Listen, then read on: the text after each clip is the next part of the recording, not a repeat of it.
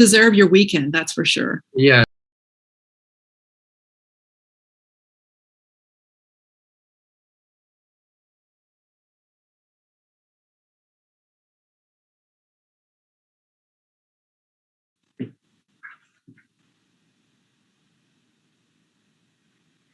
Good morning. Welcome to the fifth and the last day of Visioning a Better America, a conference of citizens intended originally, starting back 3 or 4 years ago, to be held in Congress. But unfortunately, because of the domestic terrorist attack on Congress and the resulting trauma and continuing threat, the Sergeant of Arms of the House of Representatives have closed the congressional buildings. And so we're meeting in this first iteration of Visioning a Better America virtually. And I want to mention that among the many forms of diversity among the presenters in this conference, one is the diversity of where Americans live. And while many of the presenters live in our big urban centers, some live in rural areas and small towns. And our presenter this morning, Dr. Stephanie Wilkinson, is from a small town. And it's a town deep in the Shenandoah Valley that I know personally because I went to college there at Washington and Lee University. And I wanted to just mention that my university, when I went there, was an all-white men's college back in the 1960s. A college where the Board of Trustees refused to let Dr. Martin Luther King speak there when he was invited by some students and faculty members. And a university that was known for educating the gentlemen, so-called, of the South. And I, along with a small number of others, work for what we called integration of the university at the time, which has always struck me since then as an odd phrase, since African Americans and other people of color have always been part of our country.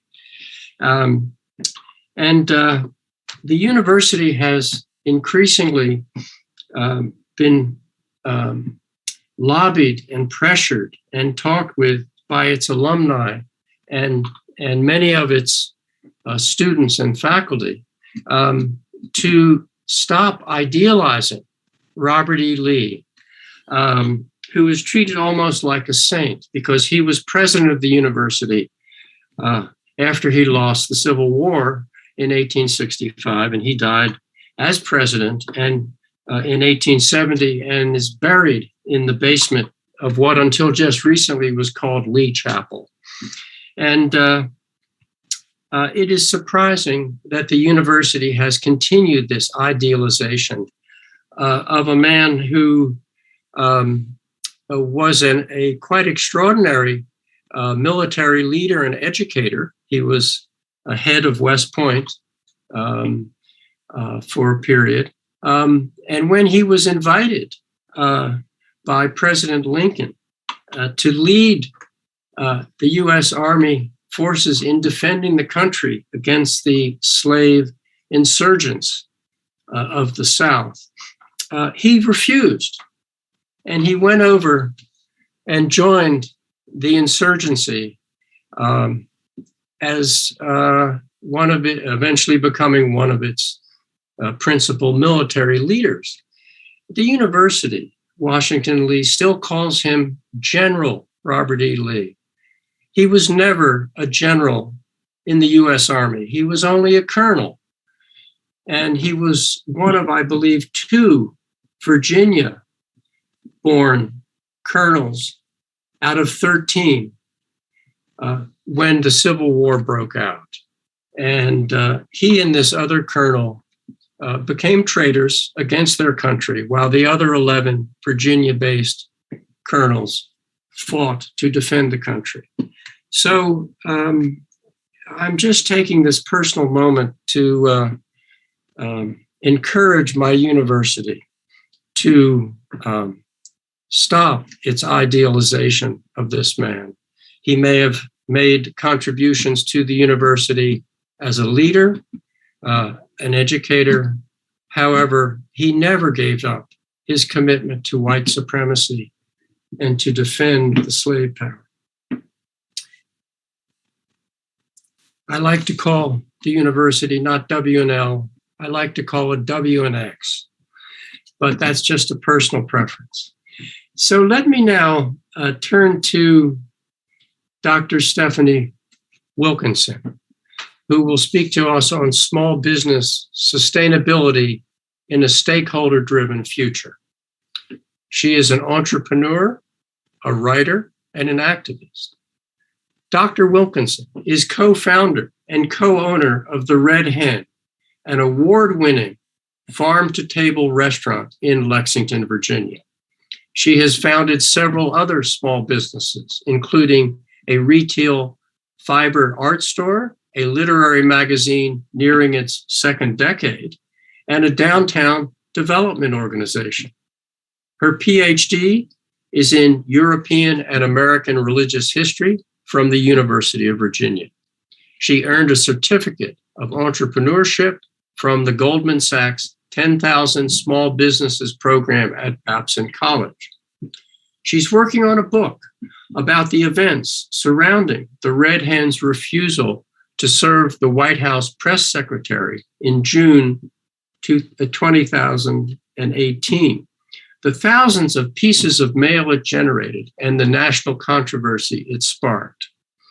Her shorter writings, including op-eds in the Washington Post, are focused on the emerging trend toward social consciousness and political engagement among small businesses. Dr. Wilkinson. Thank you so much. I really appreciate it. And I'm really grateful to be included in this conference because it's such outstanding company. And I'm, by a considerable measure, one of the least credentialed and celebrated speakers. But I really hope that I can bring something worthy to the table.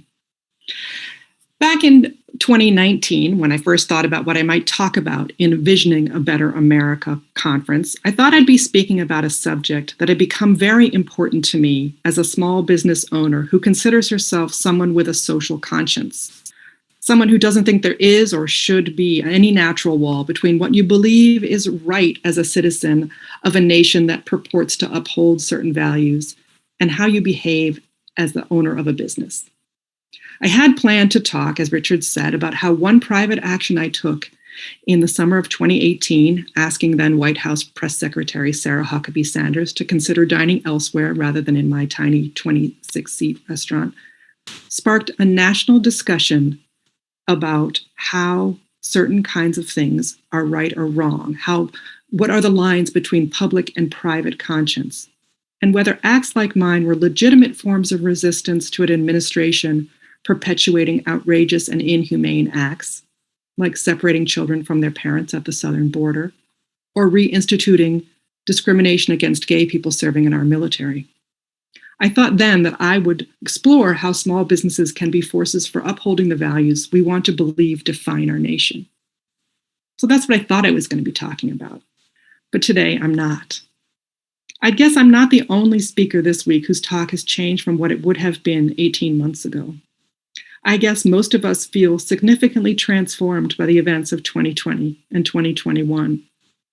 It's been quite shocking to watch our country grapple with a pandemic, with police violence, racial reckoning, insurrection at the Capitol, and on and on. Shocking, disheartening, worrying, but for me also clarifying and galvanizing. So today, I'm still going to talk about small business and the role it can play in perpetuating the founder's vision of a nation of people created equal, endowed with rights, and dedicated to life, liberty, and the pursuit of happiness. I'm just doing it through a different angle, by illustrating the journey of one small town and one modest program for moving those ideals forward. So forgive me for this little bait and switch, but stick with me because I think it's going to be a good story. And now I'm going to try to share my screen. So thoughts and prayers, everyone.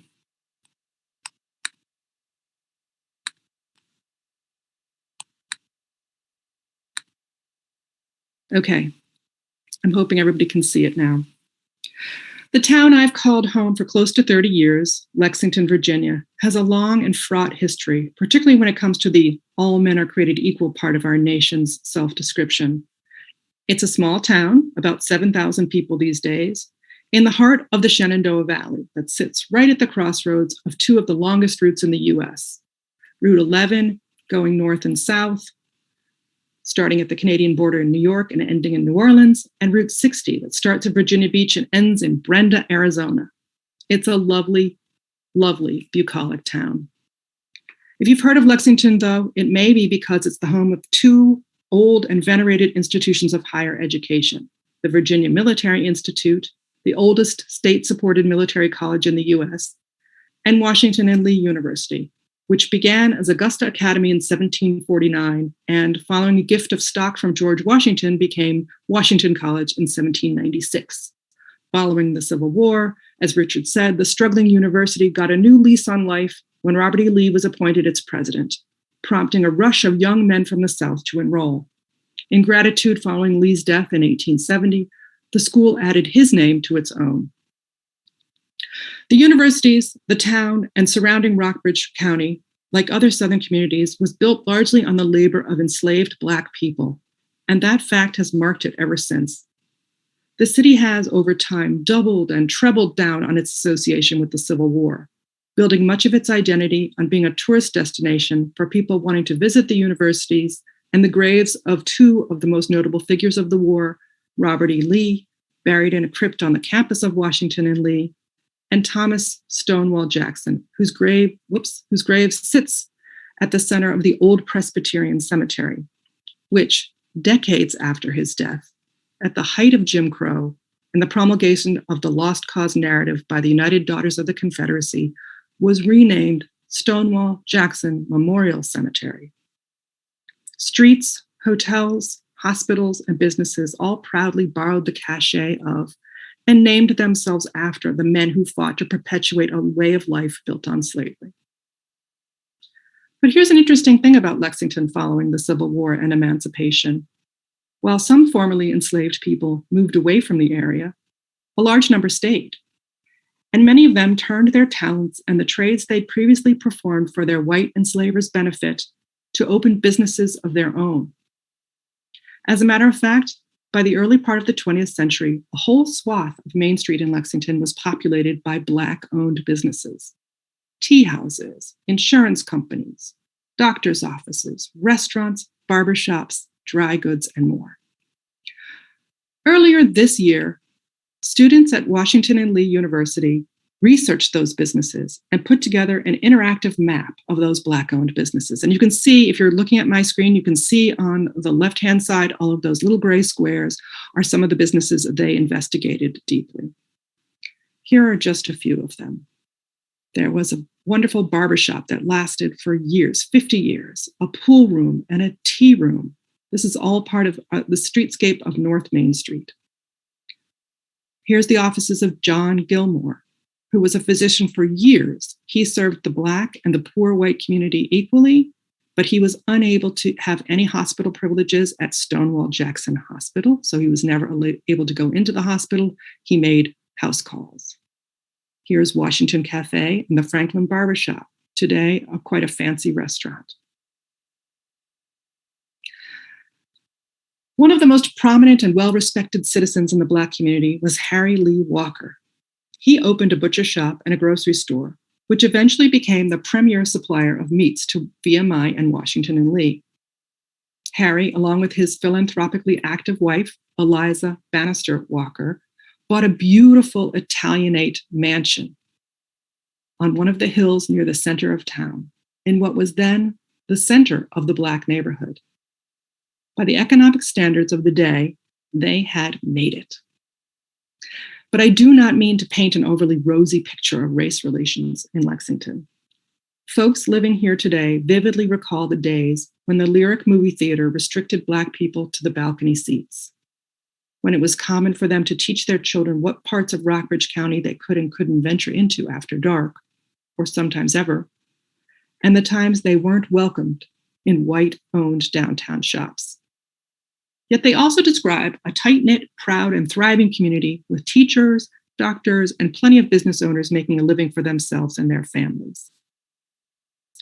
Now, the civil rights movement of the 1950s and 60s changed that scene dramatically with some unintended negative consequences. The first thing that happened was the integration of the school system. Prior to the 1960s, Black children in Lexington up to high school age were educated at Lilburn Downing. The public school system didn't provide a high school for Black children, only whites, so Black parents had to find a way to privately educate their children beyond the 8th grade, or send them to another community, or send them out into the working world. And then, when the Lexington Public Schools integrated, the vast majority of the teachers at Lilburn Downing were not hired at the newly integrated school. I think I've heard that a couple were retained, but others, by all accounts, were just out of luck. With no work, the teachers and their families, by and large, upped stakes and left to places that were hiring Black teachers, like Baltimore or Washington. And that began a migration of the Black middle class out of the Rockbridge area. Without places and systems that they had some say in or control over, fewer and fewer young Black people considered Lexington a place for them. They grew up and left. Now, Black-owned businesses held on longer, but as young people left and the Black population declined, so did the percentage of Black-owned businesses. In the 1970s, Lexington's population of Black people was 30%, and today it is not quite 9%. Still, it wasn't until 2017 that the last Black-owned business owners sold shops they had opened and operated for close to 30 years, leaving us with zero. And here's a few of them. Here's my friend Tracy Lackey, who closed her shop in 2016. Here's Wendell's Barbershop, who he ran the shop for 50 years. He died just about a year and a half ago. And here is Ernestine and Al Hockaday, who, again, for 30 years ran 2 shops right on Main Street, and they sold it. So from a whole swath of downtown, we ended up with none. And I'm going to pause here and kind of consider the impact of that loss, because it's not just the loss of a thriving business to the business owner's livelihood.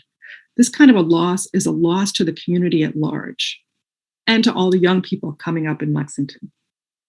Over the last 50 years, our community has become whiter and more affluent, much less diverse.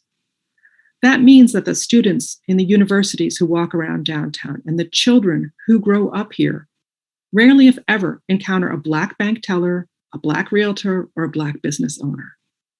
It distorts white youth's perceptions, possibly reinforcing prejudices about what Black people are capable of, and it leaves Black youth without a visual signal that there's a place for them in Lexington, now or in the future. So it's no wonder that they leave. Here's this same section of downtown that had been majority Black owned, and this is what it is today. It's not Black owned, not the businesses, not the buildings. Okay, let's fast forward to the spring of 2020, when our nation, or better said, the white members of our nation, were newly shaken into consciousness and outrage by the murders of George Floyd, Breonna Taylor, Ahmaud Arbery, and others at the hands of white law enforcement and citizens. Lexington, like other communities around the country, took a hard look at itself. We held vigils, we marched in the streets, mounted protests, began writing our representatives, and saw a vast increase in political activism. This raised consciousness prompted some things to start to change. Led largely by the testimonies of our youth, who showed up in droves at our city council Zoom meetings, wrote letters, and launched social media persuasion campaigns, our city council finally voted to change the name of Stonewall Jackson Memorial Cemetery to Oak Grove Cemetery over the outraged protests by those who claimed it was the erasure of history. Businesses and not-for-profits examined themselves too. The Carilion Hospital chain changed the name of Stonewall Jackson Hospital to Carilion Rockbridge Community Hospital. The Robert E. Lee Hotel, which stands right in the center of Main Street, the tallest building in town, changed its name to the Gin Hotel.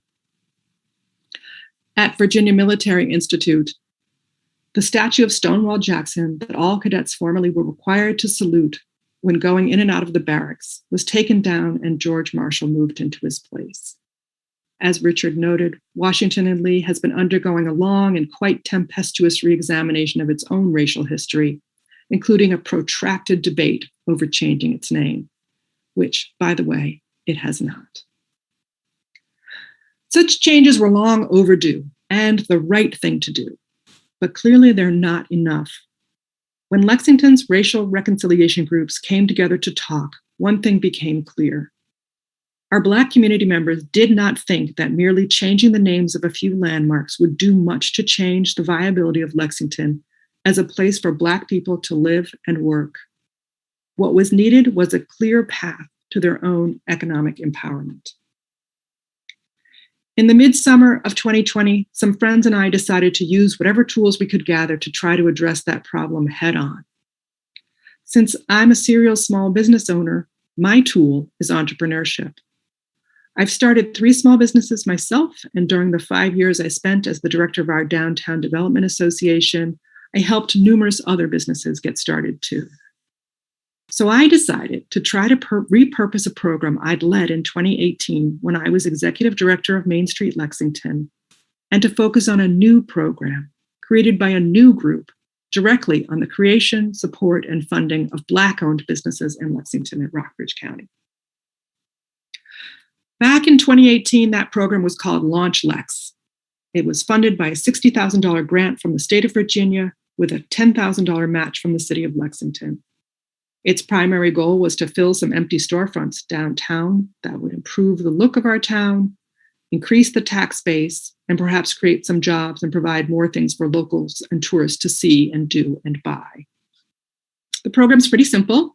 It invited people interested in starting a business to enroll in an 8-week business basics training course, then helped the aspiring entrepreneurs write business plans, and culminated in a community-wide showcase event, kind of like the TV show Shark Tank, if you've ever seen it, where a panel of judges listen to the business's pitches and select some to receive grant funding. Here's a picture of the class in 2018. And here's a picture of the winners, holding their giant checks. So this is 2018, and you can see from these pictures who enrolled in that class and who won the money. The class was 99% white, and 100% of the winners were white. The program was deemed a huge success. Even though only 4 businesses were awarded grants, 8 businesses opened. And here's something really special. They're all still in business today, 3+ years later, and despite a pandemic, which, if you know anything about the failure rate of small businesses, is quite remarkable. Governor Ralph Northam was so impressed, he made a special trip to Lexington to tour these businesses and congratulate them on their opening. Now, I want to pause here and remark on the lessons we learned from Launch Lex, these observations that are crucial for the program I'm about to describe. One of the most important ingredients to small business success is community support. Starting a small business is a very lonely endeavor, and most people are just thrown into the deep end to sink or swim without meaningful support. 2, businesses that receive training are statistically much more likely to get over the initial stress of launch and keep their doors open. And 3, businesses that don't receive startup grants can still launch successfully, but they have to have the private means to do so. Banks do not like to lend to small business startups without some form of personal collateral. And when it comes to ownership of collateral or private means, the playing field in this country is nowhere near being level. Remember Harry Lee and Eliza Walker. Our group took them as our inspiration as we went about trying to put together a Launch Lex-like program to jumpstart Black-owned businesses in Lexington. And like all good programs, we made the logo first. Here it is, the Walker Entrepreneurship Program. We knew we were going to need 3 things: a board of willing volunteers to direct and support the program, the assistance of business training professionals, and the in-kind and monetary support donated by our community. Now, one huge advantage of living in a small town is that everyone is connected to everyone else by way fewer than 6 degrees of separation. If you don't know the person you need to connect to, someone you do does. So it didn't take us long at all to pitch the idea to community organizations and to put together a group of sponsors. These sponsors committed to supporting the program, for the most part with in-kind donations of their services, or perhaps lending a person to the board or the training program, or with their own funds. And some of them did all three. And this is a representation of our sponsors. Then we tried to assemble a board that covers a diverse range of expertise, interests, and abilities. We have representatives from the Chamber of Commerce, the universities, current and former business owners, the Rotary Club, the NAACP, and our local progressivist activist organization, 50 Ways Rockbridge. Thanks to a law professor at W&L, we were also able to obtain the commitment of a Richmond-based law firm, Vinson & Elkins, who provides pro bono legal services to all of our entrepreneurs. Then we set about raising funds. Our initial goal was modest and modeled after the Launch Lex program. We figured we weren't in the running for any government grants necessarily, but we'd consider it a good start if, like Launch Lex, we came up with $60,000 or $70,000 for a grant fund to start 4 to 6 new businesses by the end of 2021. So $60,000, 4 to 6 businesses, end of 2021 seemed reasonable. Well, the community responded enthusiastically. Funds began coming in at the end of 2020. The proceeds of a downtown Christmas-themed 5K run were dedicated to the grant fund, as were the ticket sales of an online performance of A Christmas Carol. The churches in our community were particularly responsive. The youth group at the Lutheran Church voted to dedicate $7,500 of their church funds. The Methodist Church passed the collection plate one Sunday and added another $800. Lexington Presbyterian Church, where Stonewall Jackson famously taught Sunday school to enslaved children, dedicated $1,000. And Grace Episcopal Church, as Richard noted, which stands on the campus of Washington and Lee University, and which until 2017 was named Robert E. Lee Episcopal Church, or St. Bob's, in a conscious act of reparations, gave a whopping $25,000 to the cause. Individuals gave from our community at all levels, the smallest being a $5 donation, and the largest was an anonymous gift of stock that ended up being valued at more than $50,000. We aimed for $60,000, and we received $165,000. Of course, we had no idea how many people in our Black community would put themselves out there to try an untested program like this. We ran articles in the paper, we advertised at our local drive-in theater, we sent flyers to the churches, and of course, we flooded Facebook with news. We set up a simple online application. Within 5 weeks, we had 14 applicants. Of course, we're still in the first wave of COVID, so we had the added complication of not being able to conduct the business training in person. But that turned out not to be such a bad thing. After polling the participants, we decided to hold classes for 2 hours every Monday evening on Zoom, beginning in January of 2021 and ending in early March. Most of our entrepreneurs also had day jobs, so this was a convenient time. And the instructors we recruited to share their expertise, like marketing professors from the universities, banking professionals, small business coaches, accountants, and the like, were more than happy to lend a couple of their evening hours. We also have the added advantage of living in a very rich educational environment. In addition to Washington and Lee and VMI, we have Southern Virginia University 6 miles to our east.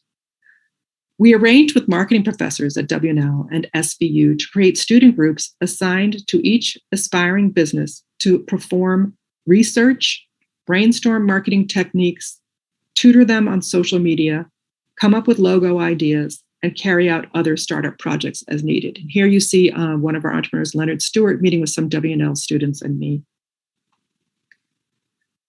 By April of this year, 5 of our entrepreneurs were ready to submit completed business plans to the board. And that's when the board decided to make one big change from the competitive Shark Tank model of Launch Lex. We knew we had such a generous pot of money, and we decided it didn't make sense to make the participants in the Walker program vie against one another. Instead, we were going to be committed to vetting each plan for its own self, for its own viability. We wanted to ensure the business owner understood the market, had a clear idea of their product and service, knew the basics of break-even analysis and how to reach their customers. And then, when that bar was crossed, we would commit to providing them with meaningful grants to get started. And I want to say a word about the importance of grants in this context. This money was never intended as a loan, never meant to be repaid. This money takes the place of the kind of resources and assets that some people are in a position to leverage for a startup, but many, many do not have access to. Many people start businesses by tapping their credit cards. They remortgage their house, they sell an asset, they borrow from friends, their parents leave them a small legacy. If you look at these graphs, they all say pretty much the same thing. Starting a business supposes that you have a certain net worth or access to a network of people who do. But now we know, thanks to recent studies from the Brookings Institution, that net worth in our country is tremendously racially skewed. So this is a graph that we use quite frequently. The average white American family's net worth is 10 times a Black family's. 10 times. Recent examinations of the pattern of lending to Black entrepreneurs also shows up troubling disparities, as this graphic shows. In one study, less than a third of Black business owners received bank funding compared to 2/3 of white business owners, despite having the same household income. So it's no wonder that it's much harder to bootstrap a business if you're Black. For that reason, the Walker board decided it was not going to structure these startup funds as loans, but as grants. This money donated by our community stands in for the wealth Black families were prevented from acquiring owing to structural discrimination like redlining, which prevented Black people from accumulating wealth through home ownership, which could then be leveraged into something like a small business, or the GI Bill, which largely locked out Black veterans from the benefits that fueled the rise of the well-off white middle class in the second half of the 20th century.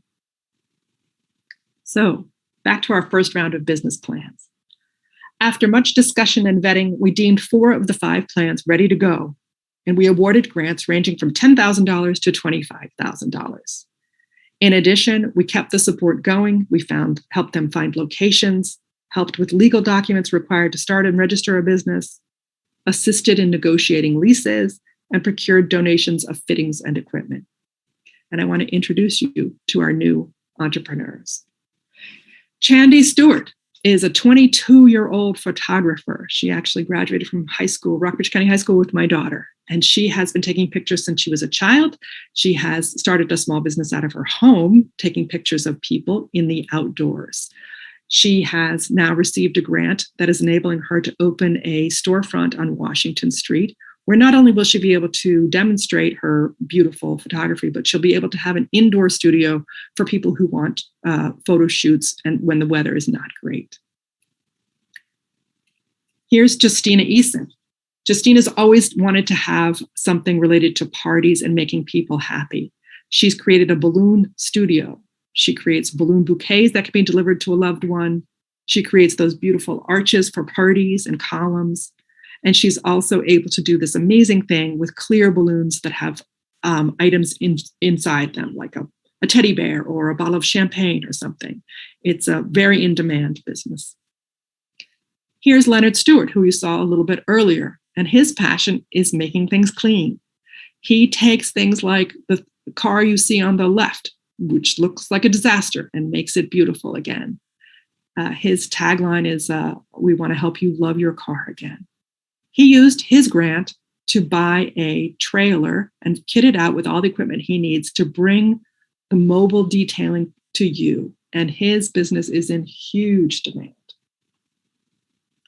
Finally, we have Allison.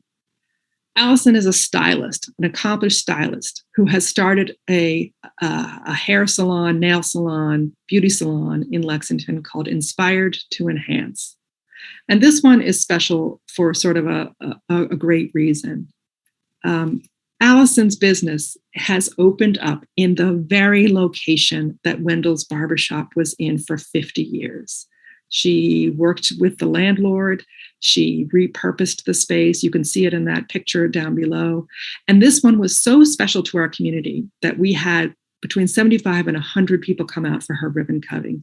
A majority of the Black population was represented. She was just so thrilled, and the community was so thrilled to see this happen again. So I just want to say that this is the first 4. We've accomplished already our goal of 4 in 2021, but we are nowhere near done. We had so many people who heard about the first round of training. Again, it's a small town and word of mouth travels fast. We already launched a second round of training in July. That 8-week training course had 9 participants and finished on September 1st. And this week, this Wednesday, the Walker Board met to consider 5 brand new business plans. And today at 4 o'clock, we will meet again to finalize their grant awards. So we expect 4 or 5 more businesses to come out of this. On the table are plans for a tow truck business, a holistic healthcare business, a pastry cafe inside our public library, a Black-oriented skin, hair, and beauty supply store, and a headstone engraving and maintenance business. We're also expecting to see other plans coming out of that class in the future months because we don't really put a time limit on when people can submit their business plans, including a soul food cafe, a skincare products line, and a daycare, something our community is desperately short of. We are so heartened by the community's support and by the eagerness with which the program is taking off. As of today, we have more than enough people interested to fill yet a 3rd round of training, and we still have money in the kitty to get them started. We'd love to help other communities replicate this program. To that end, a student at Washington and Lee took it upon herself this spring to center her capstone project around creating a Walker Program handbook. This 17-page booklet outlines our program, describes the steps we took to get it started, and provides some pointers on how other communities might carry out a similar one. I just have to end by saying that the prompt of visioning a better America is such a rich place to start a conversation. And I really thank Richard for giving us this opportunity to reflect on where we want to go. I hope that you can see from our small example that moving beyond vision to implementation on a local level can happen, and in relatively short order. I think we've made real progress towards the better Lexington we envisioned just a year ago. We know the bettering is much more than just some new businesses and new employment opportunities. Releasing the suppressed potential of Black entrepreneurs is a big change, and it will, we trust, change the attitudes in our whole community. It's a step towards becoming that more perfect union we all so fervently desire. Thank you. Thank you very much, Stephanie. I very much appreciate your pivot from your original theme to really educate us. And especially, I say from a personal standpoint, you've shown me a new Lexington that you and your fellow citizens have brought about. And I think I just want to say it so much shows the power of citizens, ordinary citizens, not necessarily the most powerful or well-connected citizens, but ordinary citizens, really building on the American vision of equal dignity and equal opportunity for all, for everyone, irrespective of differences. And the interdependence of citizens working together through voluntary organization, which has been described as a genius element of America, and the interdependence of governments and businesses and citizens working together to create a better America. And so I very much appreciate it.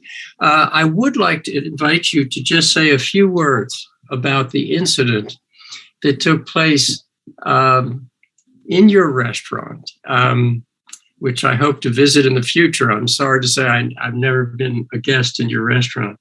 But the little I know about it, it demonstrates some important principles, and that is that for American businesses that are looking forward with a vision, moving from stockholders to stakeholders, I think the story of how active your employees were in that incident and how you responded, I think it's an interesting story, if you could just say a few words about it.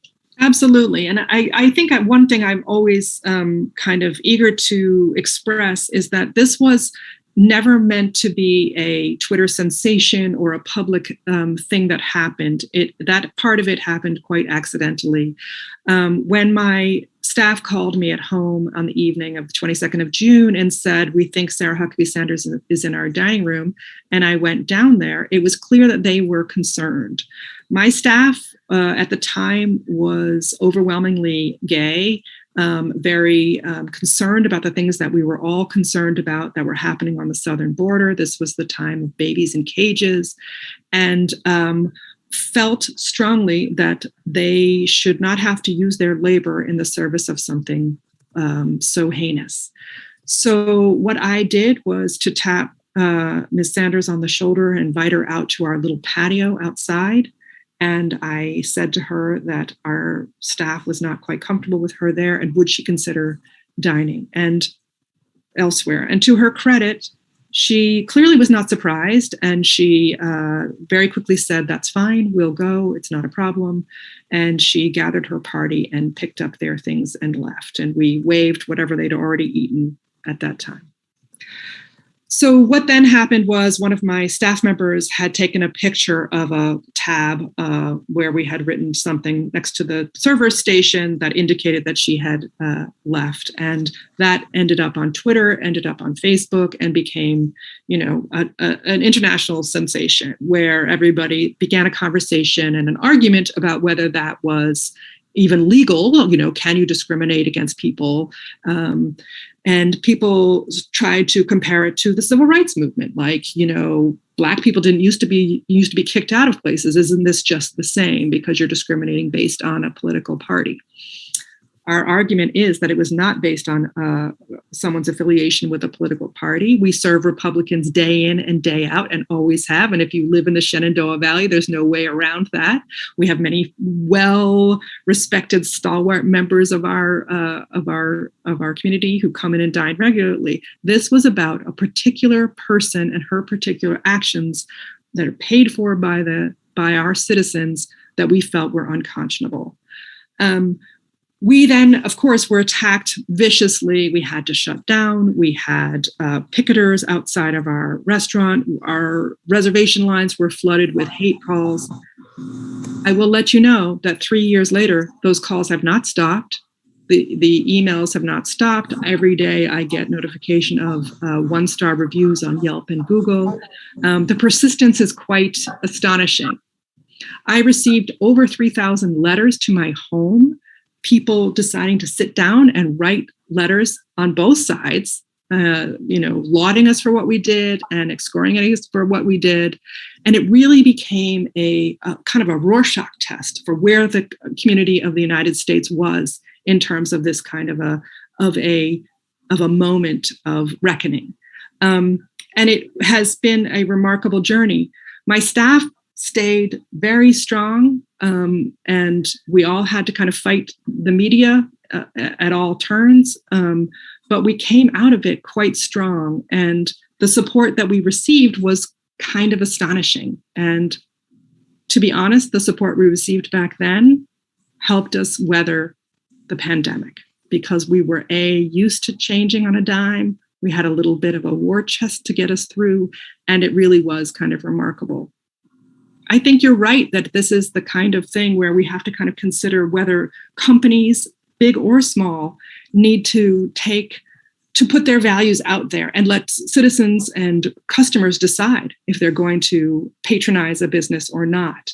I think, to me, it's sort of a false front to try to say that if companies are people too, as the Supreme Court likes to say, then we are people with consciences and values. And I believe that those should be demonstrated and displayed just as much as you would a person. So I'm sorry, that was a really long answer to your question. No apology necessary. That's very good. Now, are you continuing to write a book about this? It seems like it's a rich source of personal experience. Yes, it is very much. It's very interesting what publishers really want to hear. And so some of the agents and publishers I've spoken with are sort of surprisingly or not surprisingly eager to hear a story of kind of desperation or transformation. Like, did this affect your personal life? Did you get a divorce afterwards? Did you have a major trauma? And to me, the story is that with the support of the goodwill of the community that I have built up in this community over the 30 years I've lived here, even those who didn't agree with what I did are not running us out of town on a rail. Some friendships perhaps have frayed a bit, but overall, we've received so much support that our lives have kind of gone on. We have to contend with all the haters that are still around, but we have kind of come through it with, I think, our values and our good heart intact. So do you think you'll find a publisher? I hope so. Very good. Let me remind the audience watching on YouTube that they can send questions at any time to Visioning a Better America, all one word, Visioning a Better America @gmail.com. So don't hesitate. And I noticed that several of our other presenters are in the Zoom room. If they want to unmute themselves and turn their cameras on, if you have a comment or a question, please feel free.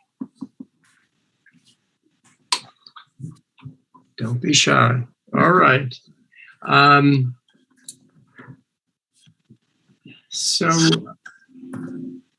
another question that I have is following up on this point that businesses, both large corporations and small businesses,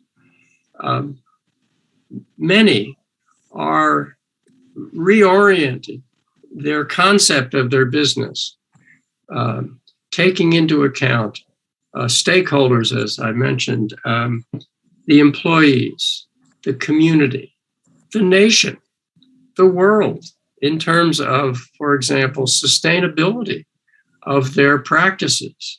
I imagine that in a restaurant, for example, these are fundamental values. What kind of farm products do you use?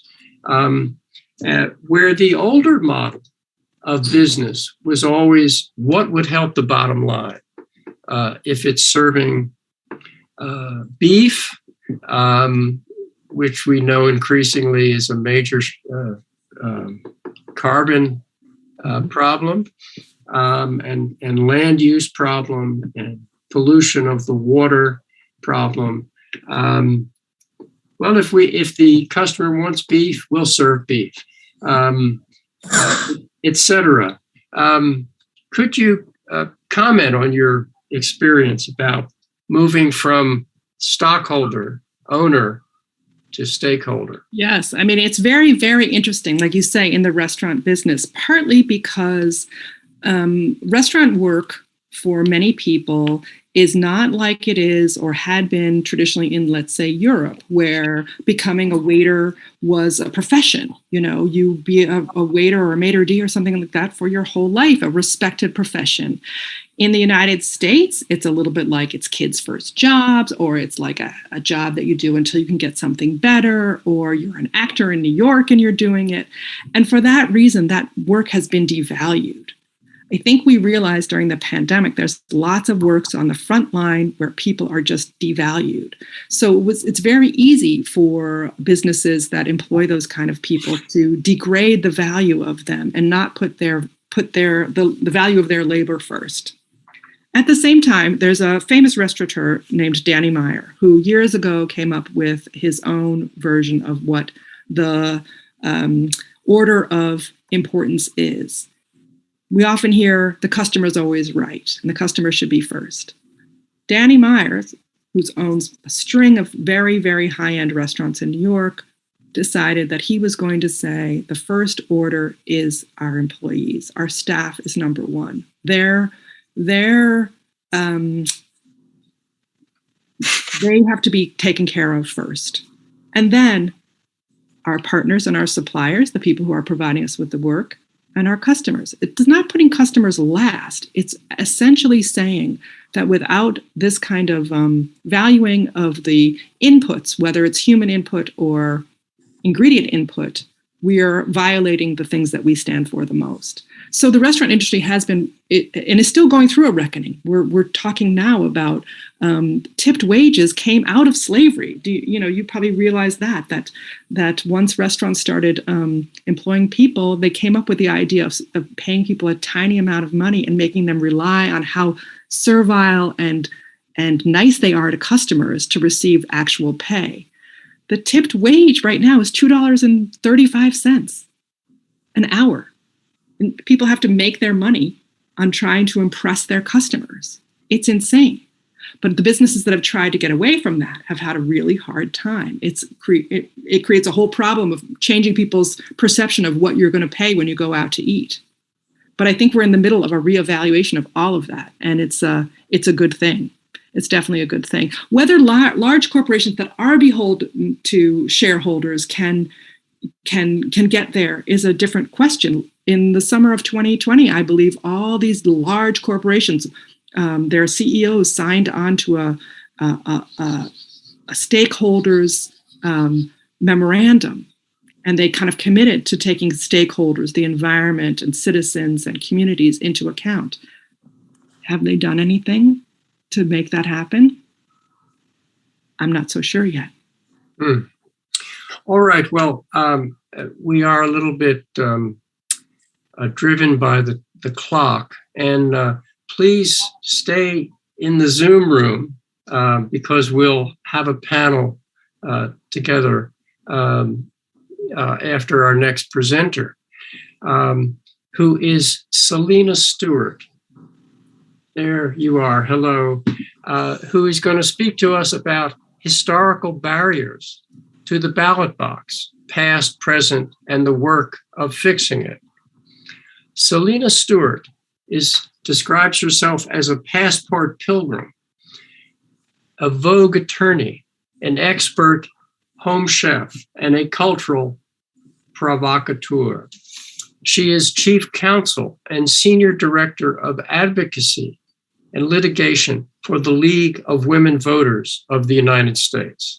She develops and implements League political strategies and policy positions around election reform and voting rights, oversees litigation for the national and state leagues, works closely with grassroots staff in implementing a national agenda, strengthens relationships and visibility of the League on the Hill, and oversees the People-Powered Fair Maps initiative.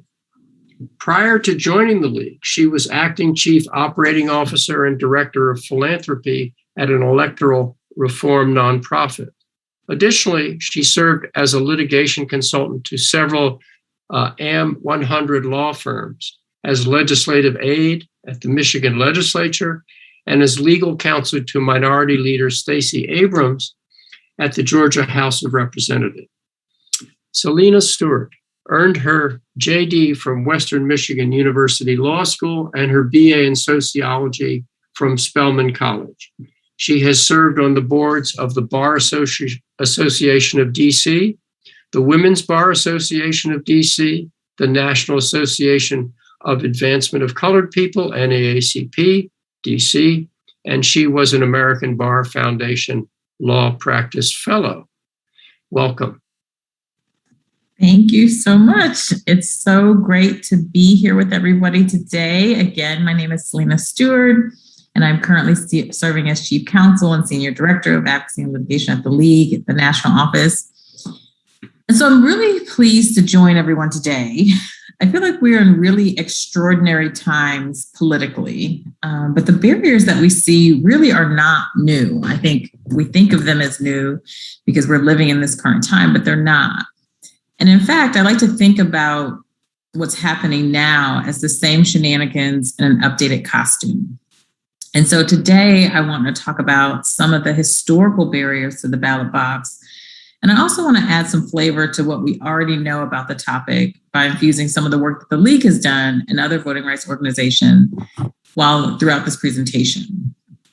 I do want to offer a special thanks to Richard and the entire conference team at Visioning a Better America for this wonderful conference with such dynamic speakers and information throughout this week.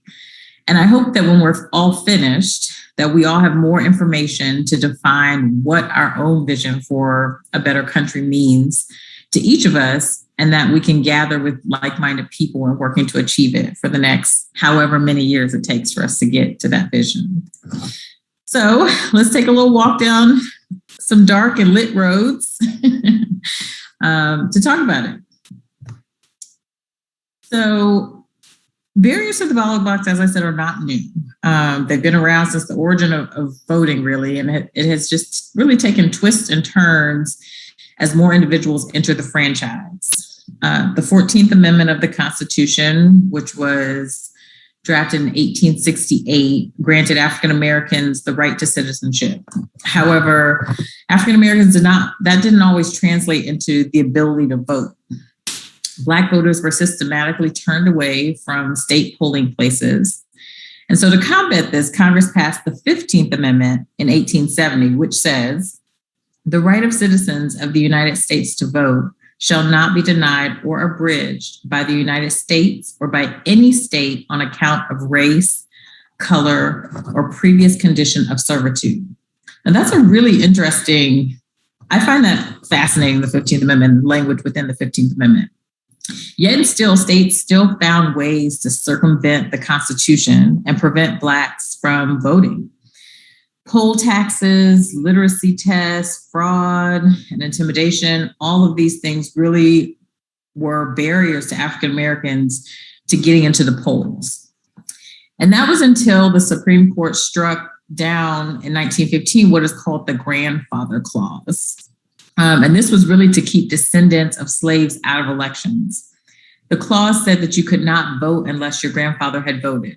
And for many, many African Americans during that time, it was just a mere impossibility, just impossible to pass that test, especially if your ancestors were slaves, as many African American people were. So this unfair treatment was debated on the streets, in Congress, and also in the press. A full 50 years after the 15th Amendment passed, Black Americans still found it difficult to vote, especially in the South. And we see that still happening today, right? But, that list has grown a little bit, I think. There were just so many barriers to people being able to vote and understanding the right to vote and whether they could vote. So the fight for suffrage just raged on for decades. We're still in this fight now. In the 1930s, there was a man in Georgia who described the situation as, "Do you know I've never voted in my life, never been able to exercise my right as a citizen because of the poll tax. I can't pay a poll tax. I can't have my voice in my own government." And so poll taxes essentially were a tax that people had to pay prior to being allowed to vote. You would see signs that say, "Pay your poll tax by January 31st, be a good citizen." Whereas that poll tax, didn't apply to everyone. It certainly didn't apply in the same way. And so there are so many people who felt that they couldn't have their voice in government simply because they couldn't afford to. So meanwhile, during that time, the League had launched, and our founder, Carrie Chapman Catt, had the very ambitious goal to enfranchise 10 million women to vote. At the time, that equated to about half of the female population in the country, voting age population in the country, which is like astronomical to think of it now with no internet and just phones and things like that. But if we fast forward a couple of decades and demonstrators marching in the streets, holding signs during the March on Washington in 1963, many of these people so brave and passionate about voting and equality and trying to establish and reassert their equality in this country. So in 1963 and 64, this is all stuff we probably know. Dr. Martin Luther King brought hundreds of African Americans to the courthouse in Selma, Alabama to register. When they were turned away, Dr. King organized and led protests that finally turned the tide of the American political will. In 1964, the 24th Amendment prohibited the use of poll taxes. So you could no longer charge an individual in order for them to have the ability to vote. And then, of course, in 1965, one of the most transformational pieces of legislation passed in Congress, and it was the Voting Rights Act of 1965, which directed the Attorney General to enforce the right to vote specifically for African Americans in this country. And so in 1965, when the Voting Rights Act was created, a significant change in the status of African Americans happened throughout the South. The Voting Rights Act prohibited states from using literacy tests and other methods of exclusion for African Americans from voting. Prior to this, only an estimated 20 or 20% of voting age Blacks were registered nationally. But by 1969, just 4 years after the act, the number had jumped to 61%. So that tells us a few things. One, very similar to what we saw even in 2020, when voting access and participation is increased, when the barriers are mitigated or lowered, so many more people turn out and exercise their right to vote. And so I think that's just critically important to think about the relationship between voting access and voter turnout and participation. So in 1970, this is where the League really started to turn our focus from just women's right to vote and enfranchising women specifically, to starting to understand why we also had to support the fight for African Americans' right to vote in this country as well, and how critical it was for all of us to have access to the ballot. Okay, so I want to talk about now some historical barriers that we still see now. We've talked about the past and what existed and what was eliminated or expanded through different laws in this country. But I think it's also important to talk about what's happening right now. So let's talk about a few of the barriers that I see, at least in my job as chief counsel at the League. So one of the things that we're seeing a lot of is strict voter ID requirements.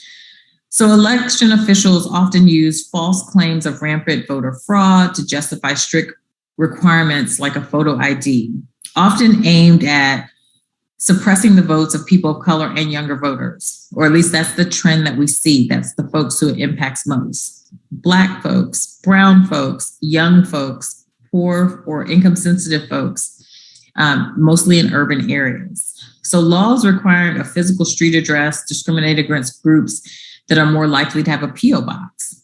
And what if you don't have a residence at all?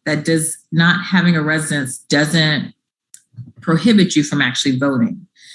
And we saw a lot of situations with Native American reservations because on the reservation, everyone's mail is collected in the same way. They may not be on a standard postal route, et cetera. And in many instances, there's a person or a couple of people who collect people's ballots, turn it into the local election official. And even those things were restricted or attempts to restrict that during the 2020 election. We also see voter roll purges. So really, I think everyone agrees that we want clean rolls. We want to make sure that election officials have access to the individuals who are registered to vote.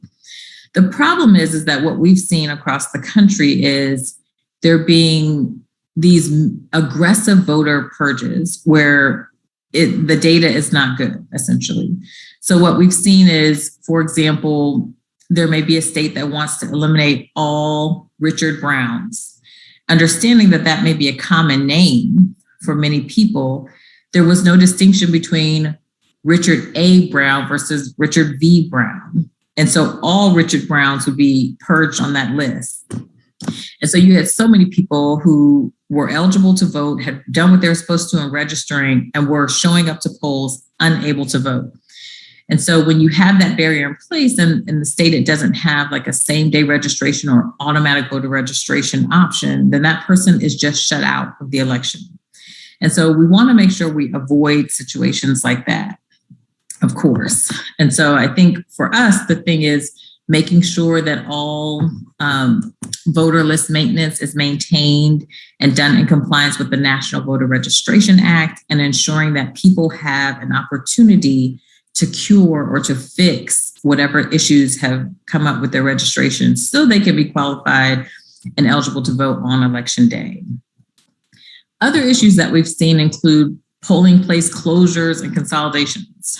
In a recent US Today report, they found that election officials have closed thousands of polling places, largely affecting communities of color. Often this was happening without any notice. You would, like most people, you get your voter registration card, you know where your polling place, you get all of that stuff in the mail saying, hey, here's election day, here's where you're voting. And then on election day, when you may want to drop your ballot, or maybe you're going into the facility to execute your ballot, there's a sign on the door that says, this polling place closed. And oftentimes these signs didn't even indicate where a person was supposed to go. So you have voters who may have been trying to get voting done pretty quickly before they go to work in the morning or after work, and the polling place is closed without any remedy or any place to go in order to execute their ballot. And so if they did go to another polling site, they had to execute or fill out a provisional ballot, which we want to avoid that. We want people to actually be able to fill out their ballot, turn it in, and put it in the box to be counted. Other issues that we've seen include reduced early voting. So there are some states and localities who have long used early voting to reduce election day crunch, which happens, right?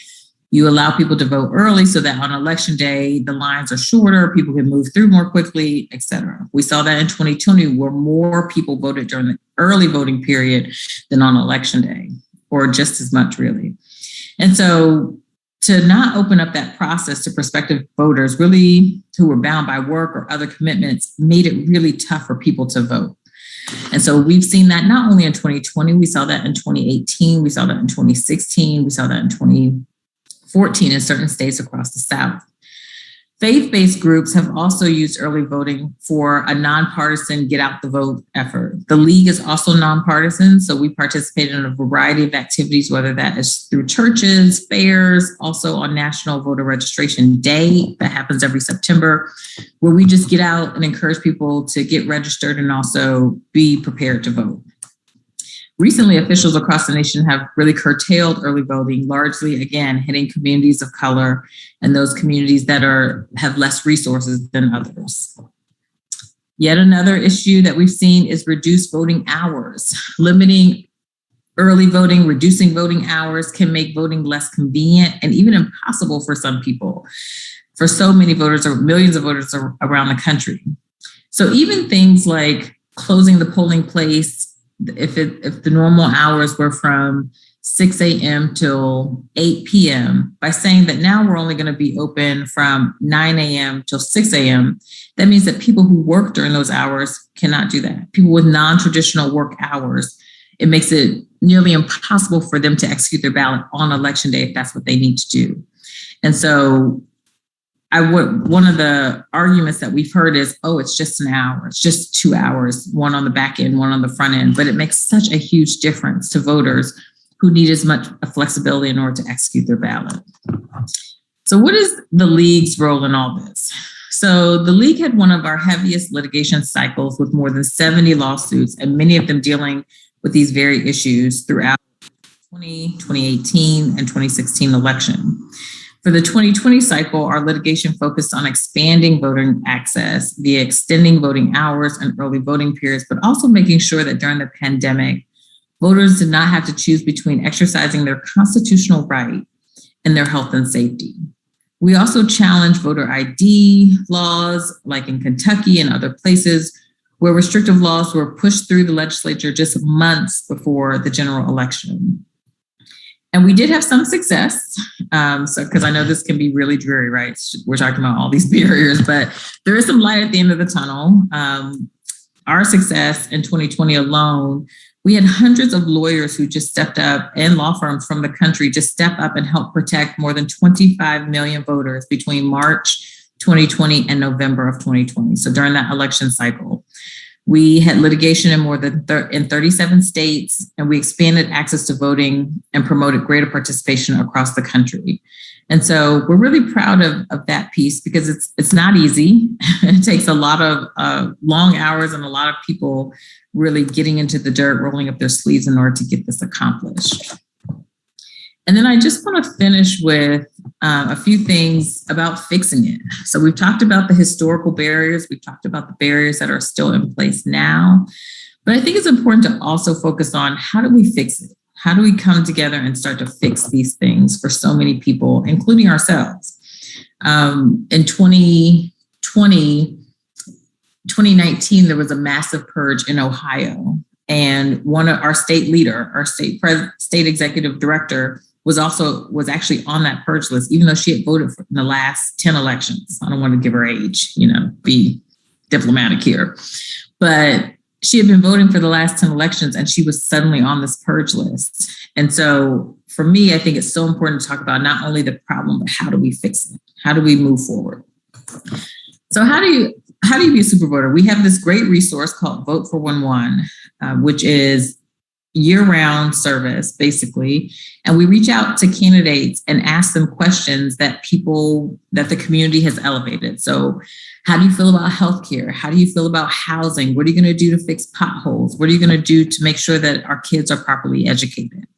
And so we put those in a voter's guide and reach out to candidates. And this is a down ballot. So everyone from the president, state, and local municipalities can answer these questions. And we think this is such a valuable resource for voters, especially if you're a new voter, or if you're just haven't voted in a while and you're getting reintroduced to the franchise, for you to know what these folks are campaigning around. Now, we don't care, honestly, who people vote for. That's not the league's focus.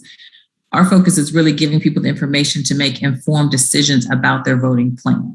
And so we want to provide each person information to make their own decision. Who aligns with my community best? Who aligns with my own values? And be able to pick those people. And even before I came to the league, I was using this resource just because, one, you could do it on your phone. Two, you could save your choices. And then when I went to the ballot box, I was like, so easy. I'm like, check, check, check, check, check. It was great.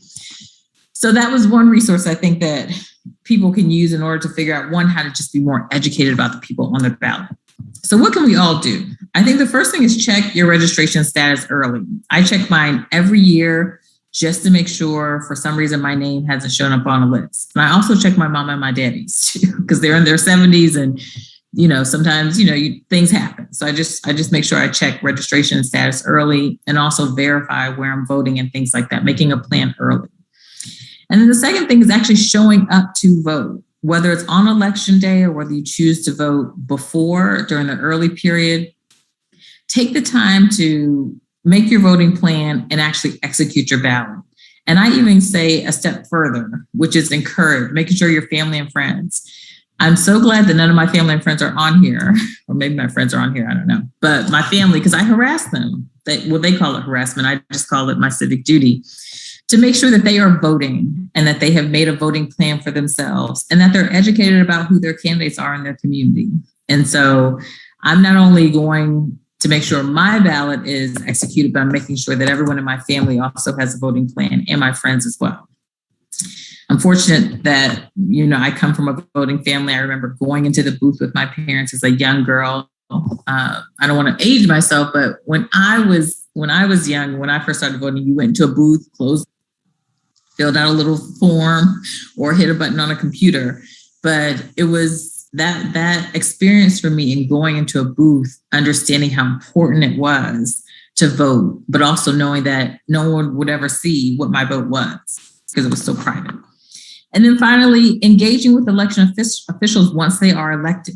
I think it is so critical for people to know and understand that regardless of who you wanted to be elected, maybe they won, maybe they didn't, once a person is elected, they represent us all in that particular community, whether that's our local city attorney, or whether it's our state representative, whether our state senator, whether it's our federal legislators. They represent us all and they answer to us. And so I just continue to tell people, everyone's not like me. You don't work at a voting rights organization every day where this is just your work. But even if you're not, even before I joined voting rights organization, I was always involved in the community that I felt represented my interests. So that's part of the reason why I was part of NAACP and other organizations, because I knew that they were fighting for the things that aligned with what I wanted. So even if I could not make that my day job, I had people who were fighting the fight on my behalf, regardless. And so I think that's so important to find ways to engage, whether, again, that's reaching out to your local official or whoever via a letter, a phone call, or just joining a group that is advocating for things that are important to you. So with that, I will turn it over. I want to leave some time for questions if people have it. And I think I'm right at 25 minutes or so. Very good. Thank you. I appreciate the very practical, personal to-do list that you have provided us and to all voting citizens. And you're really illustrating the principle of active liberty that Justice Stephen Breyer has written about. He has a little book called Active Liberty, in which he takes to task the libertarian idea that liberty is just leave me alone, let me do what I want.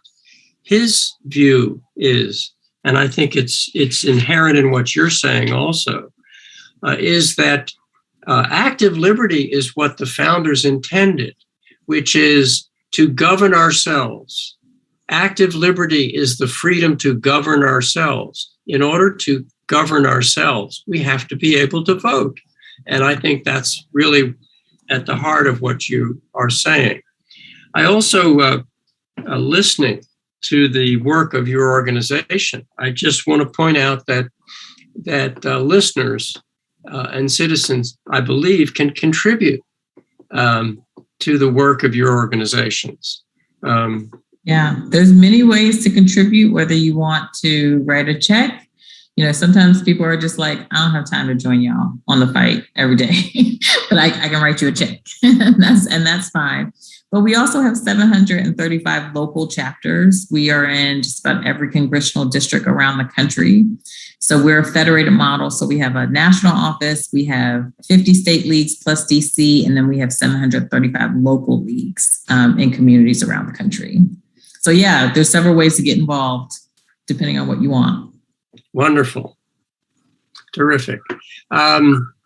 Could I invite your co-presenter this morning, Stephanie Wilkinson, there she is, and also Myra Jackson, who's been is going to present this afternoon, who's been a regular participant, if you would join us in the room, and Michael Maccabee, who presented earlier about the pursuit of happiness.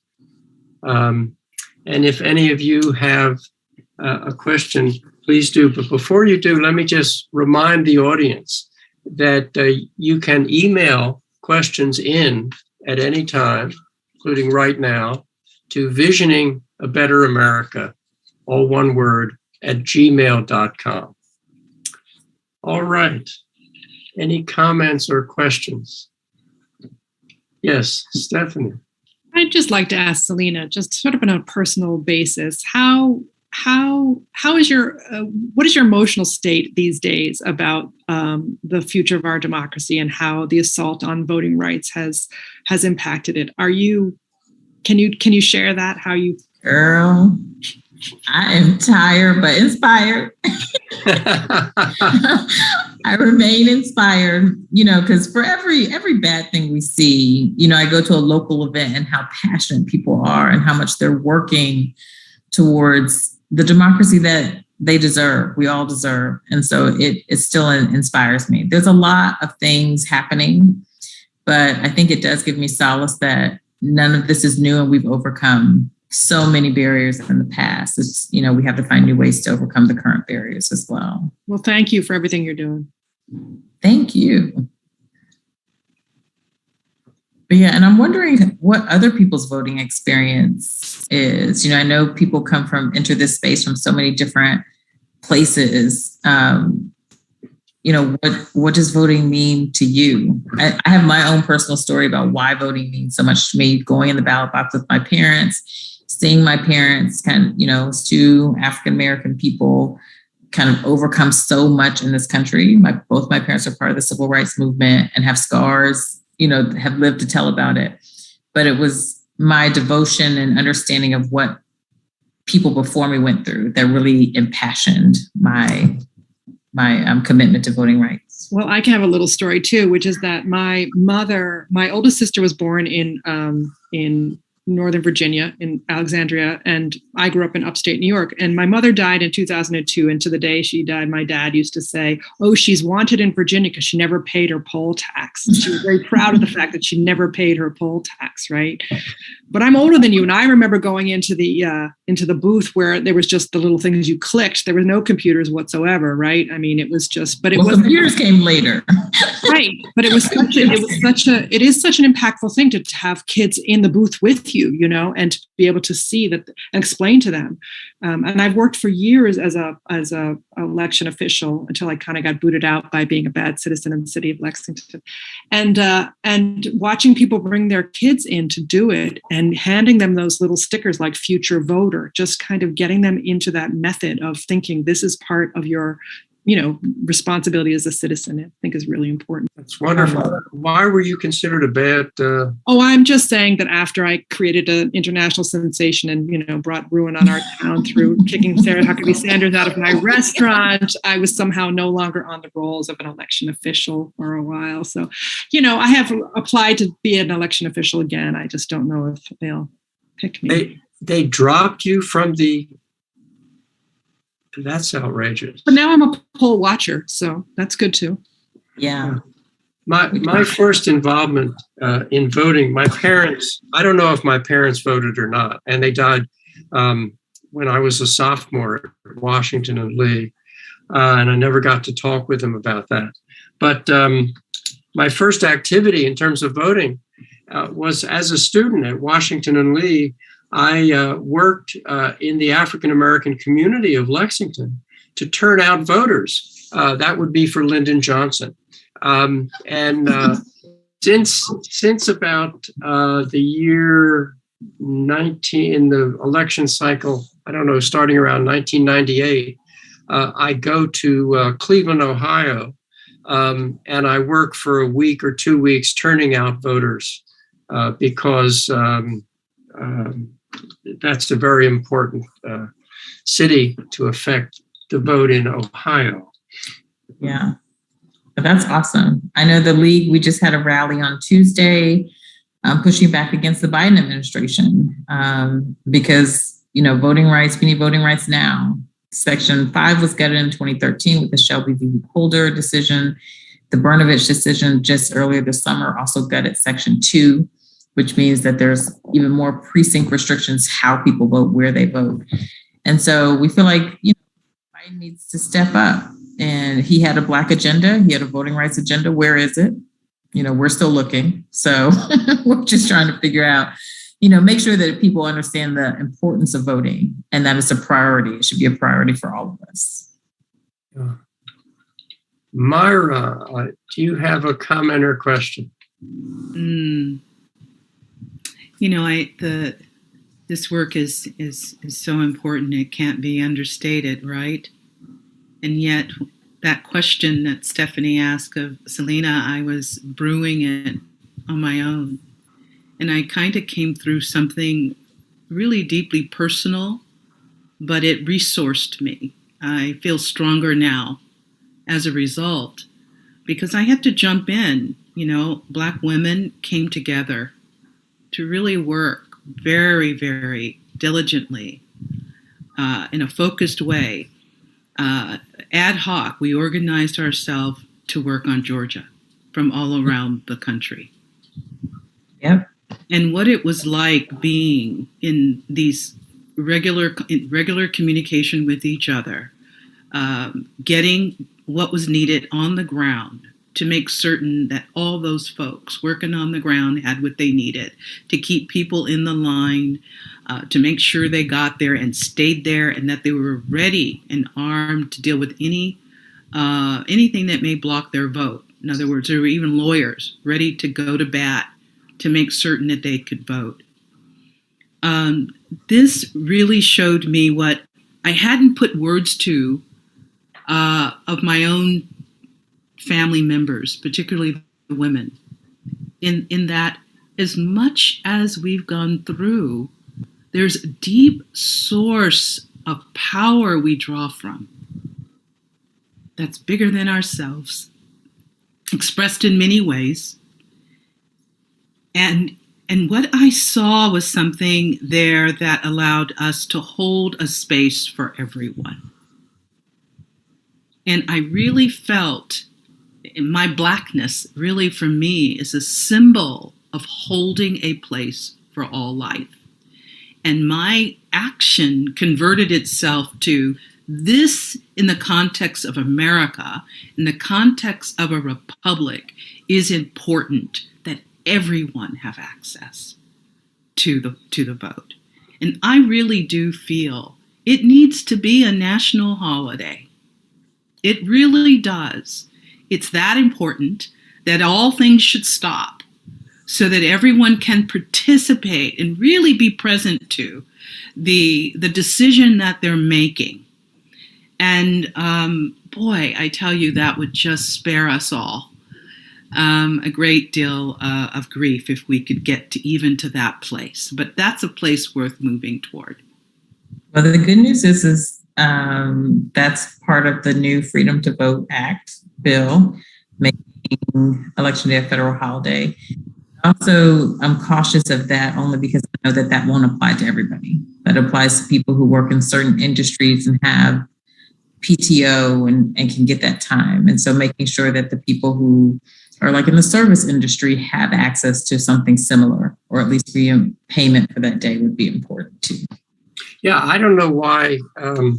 There's several aspects to that. I don't know why voting has to take only place on one day. Why couldn't we have voting over a week? And we'd of course have to be sure that the networks don't start reporting outcomes. That'd be part of the law. The other thing is that the reason, I'm sure you know, but the reason we vote in November is because when voting started, it was an agricultural society predominantly, and they picked November because the harvest would have taken place, and people would have more time to travel to the voting places. But of course, we're not in an agricultural society anymore. Richard. Woo, that's radical. And, there's only 3% of our population that works in agriculture now, or less. And so why don't we hold the election week in June after school is out, when it's better weather, more people will have some free time. Why not do that? You're such a radical. Now you're going to say we shouldn't have daylight savings time.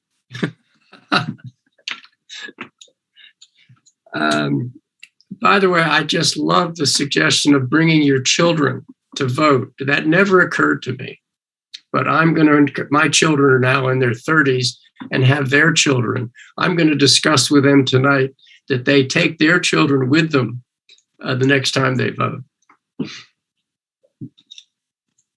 The other thing that struck me when I was working at the elections for years is how I had assumed that election procedures were dictated or whatever, the path was set from the top. It turns out every locality kind of figures it out for themselves, which is part of, I guess, the whole democratic structure of our society, but also can create a lot of,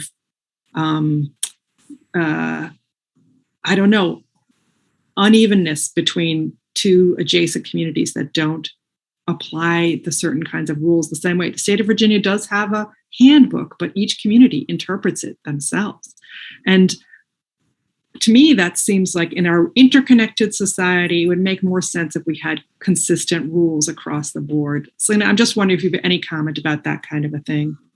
Yeah, we fought during the pandemic, especially with so many things changing, like government wasn't open. Some of the offices weren't open. They couldn't recruit poll workers, enough poll workers to actually administer the election. So one of the common threads through the 77 cases is getting uniformity across the entire state. So even if state to state the rules were different, everyone within the state would have a similar rule book to follow. That makes a lot of sense.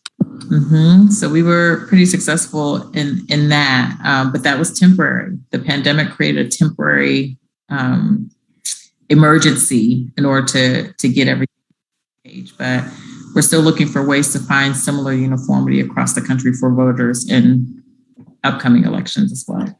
I think there's another weird thing, another weird blessing of, there's this other side to the pandemic that has forced certain kinds of changes in our society that not all of them are bad, right? Like one of the things I find incredibly remarkable in our small community is citizen engagement in city council meetings because they could join by Zoom.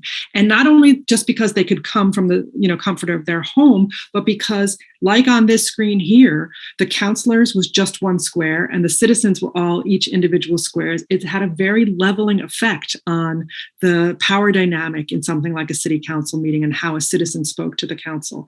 And that I'm fearing is going to be clawed back because everybody's going back to the old way of everybody has to show up and the council sits up on its dais and they're very literally elevated above everybody else. And then you walk up and you have to appeal to this panel and, all of the other people are behind you. And I just think it's very interesting how we have had a little glimpse of how things could be possibly more equal and it may be kind of snatched back. In Lexington, are these city council meetings on Zoom? Can citizens watch? Well, they were for, a really long time. Now they're doing a little bit of a hybrid thing where they have it's broadcast, but I don't know that people can participate in the same way that they did before, where everybody, you could still raise your hand and enter the conversation from home. And we're seeing that on the redistricting front too. As redistricting happens across the country, it's so important to have public input. Like, this is what my community means to me. Here are the other communities that I connect with. So we should be in the same district type conversations. And, we've, in some states like Kentucky, they canceled all the in-person hearings and refused to record them so that people could Zoom in. And so the league had to launch a shadow public forum so that people could at least weigh in a public way and in a recorded way so that the elected officials we had some record of what people actually cared about and wanted. So we're seeing that even show up in the redistricting context too. On the architectural point that you're making, Stephanie, that city council people, this is true in federal government too, sits above the people. It would be interesting if we could have some citizens push to have city councils and other forms of government sit in a circle with the people in concentric circles so people could see each other and we could see that we're all equal participants in this process. I'm reminded of founder, or he wasn't considered a founder, but important person in the American Revolution, Tom Paine, who wrote continually about the danger of hierarchies in a democracy of all kinds. He was opposed to all kinds of hierarchies. Very radical idea, a deeply humanist perspective, and that can be done simply architecturally. I have a question for Celina. Does the League of Women Voters have the percentages across the country? What's the percentage of women voting versus the percentage of men? Yeah, there's lots of reports on that. I can share my election, the LWVUS election report following this too, just so folks have that. But I thought Myra unmuted herself. And I don't know if that was because you had something to say or no, okay. But yeah, so there's these two great reports. There was one done by one of the election administration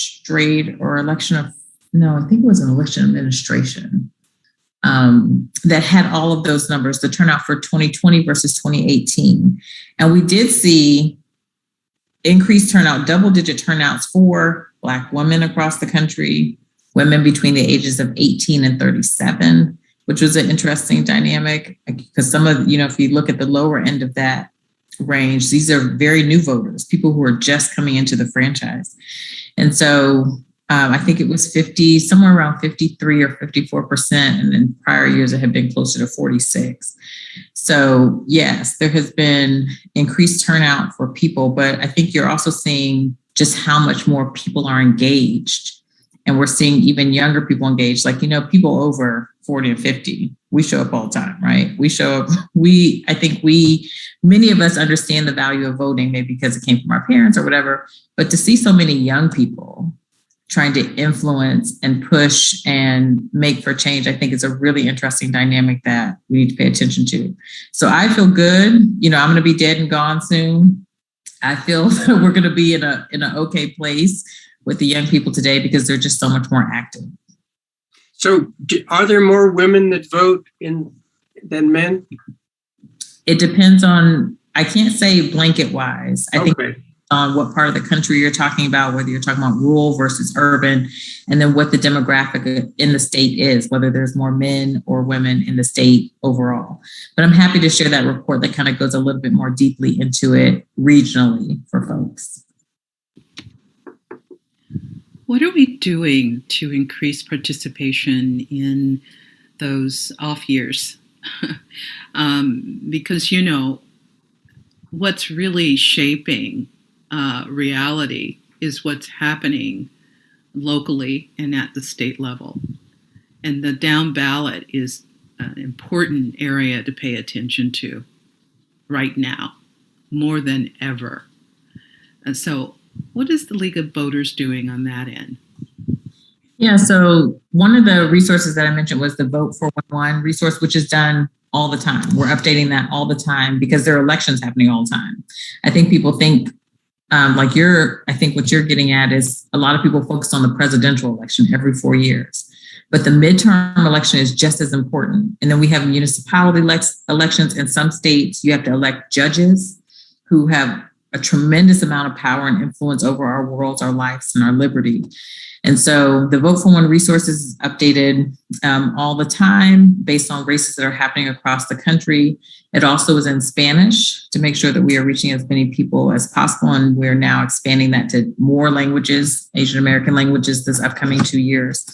And so I think for us, engaging in National Voter Registration Day, which happens the third Tuesday of every year, the League registers more than 35 or 40,000 people each year on that single day. We're one of the largest we are the largest on the ground partner there. But I think the other thing is in your local community, when you're with leagues or whether it's NAACP, we're having forums. We're talking about community issues. We're actually going to, training people to be lobbyists. Do you want to advocate on your state capital? Do you want to know how to effectively move things? And also organizing. We expanded our organizing department, or really launched our organizing department in 2019. And so we have organizers in the country making sure that people understand how to be engaged. We can't choose how people are going to engage. That's such a personal decision for people. But at least offering different entry points for people to be engaged in the political process and learn more about not only who the president is, we all know that, but Washington is like a fairy tale place for many people. It's like some little town where all these things happen. But what really matters is who's fixing your roads. Why are these restaurants closed? Why can't I do these things?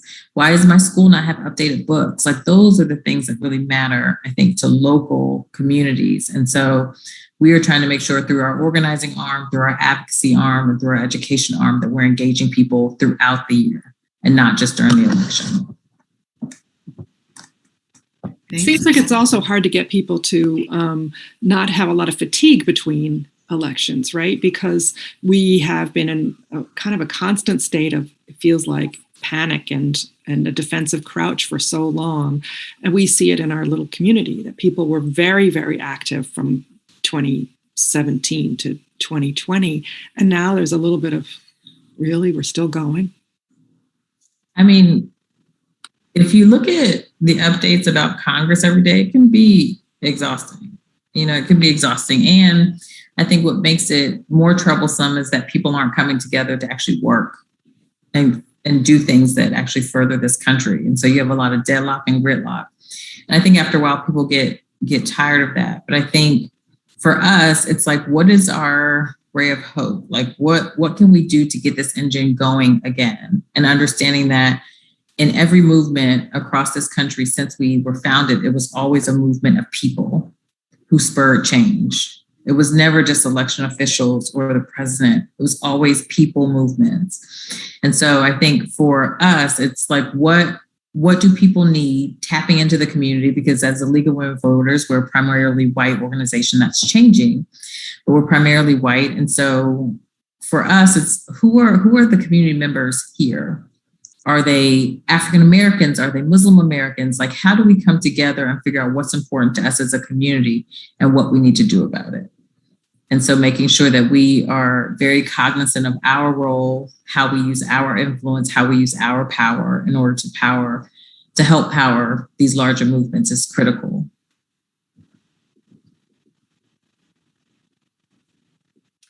Yesterday, Tom Ross, who's the president of the Volcker Alliance. He's a retired judge, retired university president.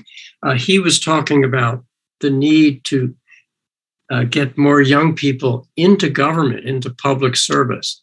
And he listed out all the reasons why the American public has lost faith in government. And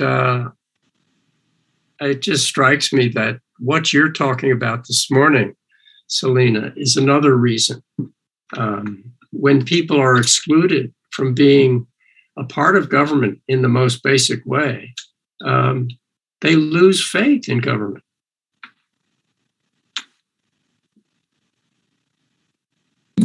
We thought people had lost faith after 2016, just because you saw, the midterm elections turnout had, kind of tanked.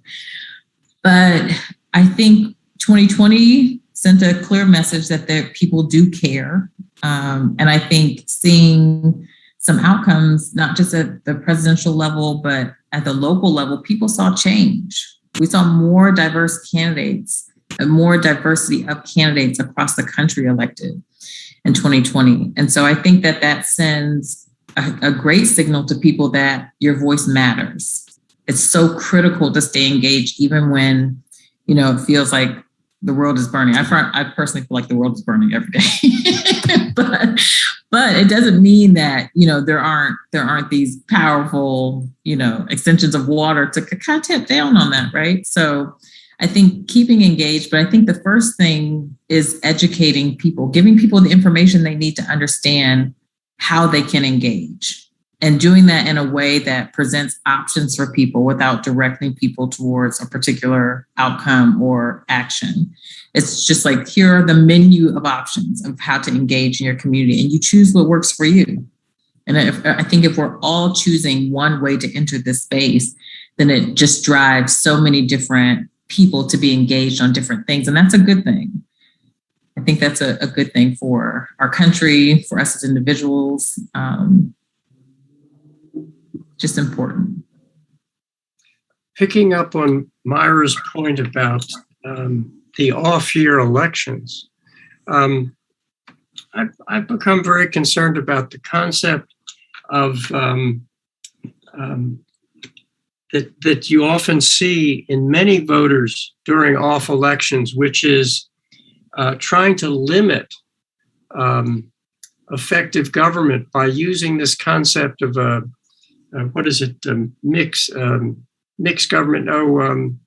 Where you elect people who are opposed to the party in power, so that you're in effect neutralizing the effectiveness of government. There's a phrase that just opposition politics. Mm-hmm. Well, no, but there's another phrase about that escapes me at the moment, but it'll come back. About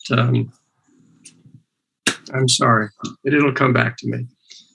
But that concept that maybe Myra knows that many voters have. Well, if the one party's in power, I'm going to vote for the other party so that they won't do anything damaging. I think there's been a kind of an anti-government attitude in American history on the part of many people.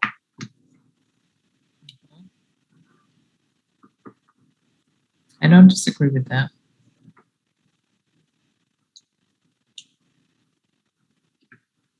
I mean, it seems to me that the League of Women Voters have a number of important themes, not only making voting possible for every eligible person, but just dealing with the concept that Americans have about government, that it really is a tool for expressing the will of the people. Yeah, that obstruction is really interesting. Tracking the sources of that. One of the things that I did see, and it doesn't account for all of it, but part of it is we've done a very poor job of welcoming back and creating a place for those who have gone on and fought wars.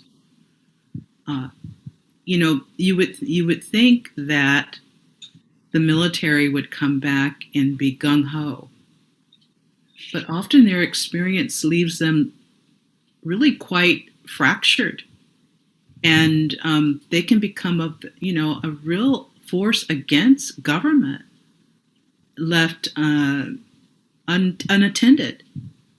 And this is one of the blind spots in our nation. We have many, but that's one also, is that some of the wars that we've gotten into, we've not been able to deal well with the fact that all of us are a part of war making.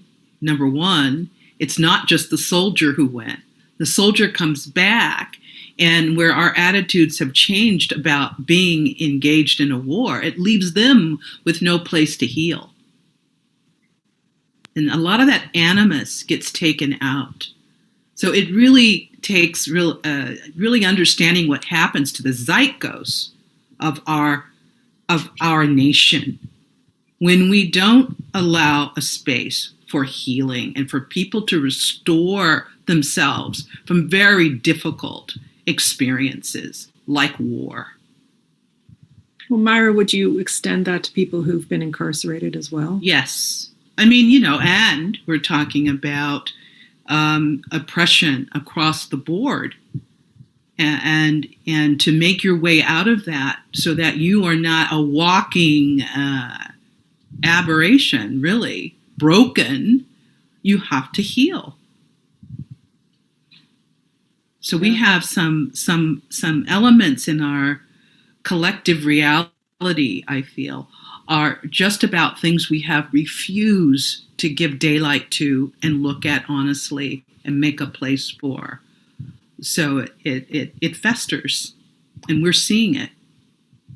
And I also think healing is something that is more recently socially acceptable. There was a time where you just pushed through pain, and we have so many communities and people who don't believe in therapy or don't believe in the process you go through in order to achieve healing, whether it's therapy or whether it's, the stages of grief and you're dealing with that on your own, however you deal with that. But there's so much PTSD, I feel like, that people are dealing with that don't even recognize that it's PTSD. Like, you have had trauma, and for any and every trauma, you have to go through a process, terms with it and healing it and moving past it. But that's a process, and not everybody engages in the process of actually And the medication, in many cases, doesn't help truly get at that healing. Because if you follow, which I have since my late 20s, the development, the rise of what we call the conspiratorial world.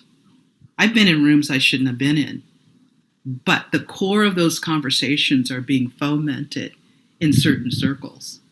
And they have built an institution out of it, and we are in it. We are deeply embedded in them becoming effective in communicating their messages and finding those that need it to belong.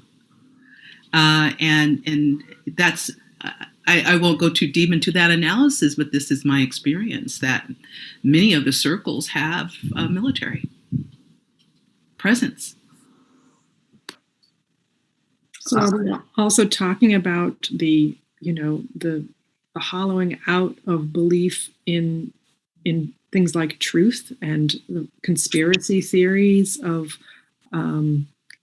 especially at the ballot box, that I don't need to bother to vote because something out there is controlling the outcome, that there's some force or, evil entity that's going to invalidate anything I do. And that's very, the undermining of the ability to kind of believe in a reality or a truth seems like almost the most troubling thing I can think of at the moment.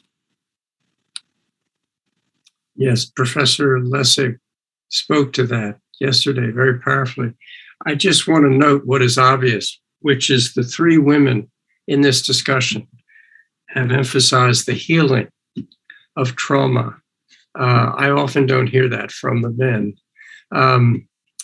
I just also want to mention, as a psychologist, something that you may be familiar with or not. But there is a little 10-question test called the ACE test. That stands for Adverse Childhood Experience. It's a little short 10-question test, and people score it. And the score will show how much have you experienced in your own life from childhood forward trauma. And it's available online. It's a wonderful little test, and it has been expanded to 30 questions by a research group in Philadelphia, the Philadelphia ACE test, which is also very interesting because it brings in factors that many Americans don't experience. But more and more hospitals are giving the ACE test to people who come for a wide variety of, they come into the emergency room because they broke their leg, but they give them the ACE test just to see, is this a person who has hidden trauma?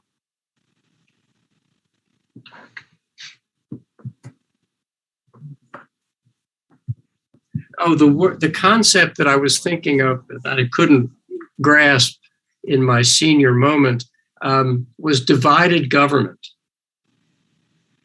That's a large percentage of the voters think it's good to have divided government so that government doesn't do too much.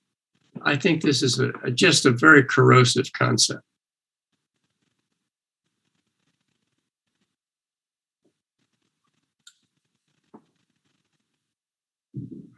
Well, I appreciate the wide-ranging discussion that has been stimulated by all of you today. I think this brings a whole broader and very practical dimension to what citizens can do and need to do and are doing. So I appreciate what you are all saying and doing very much. And so I'm going to just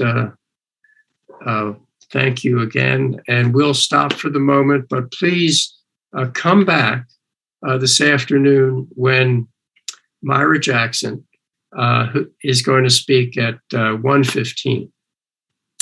So thank you very much. Okay. Thank you. Thank you. Okay. Bye. Goodbye.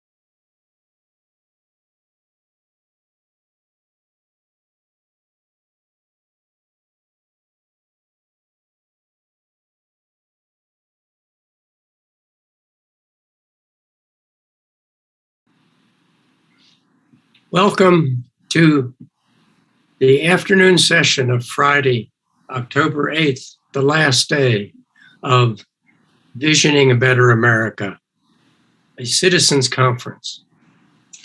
The videos of all the presentations over these 5 days is archived on our website, visioningabetteramerica.com, so you can watch those at any time. And I want to remind our viewers that if they have questions at any point, they can send them to Visioning a Better America, all one word, visioningabetteramerica@gmail.com. And I'm very happy to provide the first introduction this afternoon to Myra Jackson, who is has been an active participant in all the days' presentations. She is going to speak this afternoon on what we, the people, now know, a clearer path toward a new social contract. She is an electrical engineer, a UN representative, and a biosphere consultant. She is a retired electrical engineer, specialized in project management of utility systems and organizational and leadership development.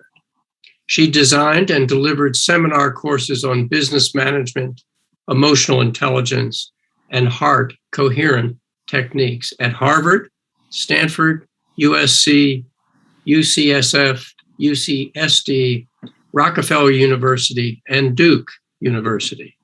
She worked with biomedical scientists within Howard Hughes Medical Institute, a medical research organization. In 2006, Myra shifted her professional engineering focus to global policy on the climate crisis.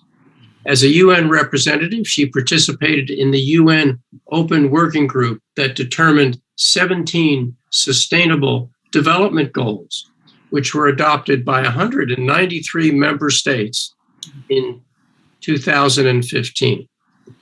Ms. Jackson currently serves on the United Nations Expert Platform on Harmony with Nature and is a delegate to the United Nations Framework Convention on Climate Change, UNFCCC.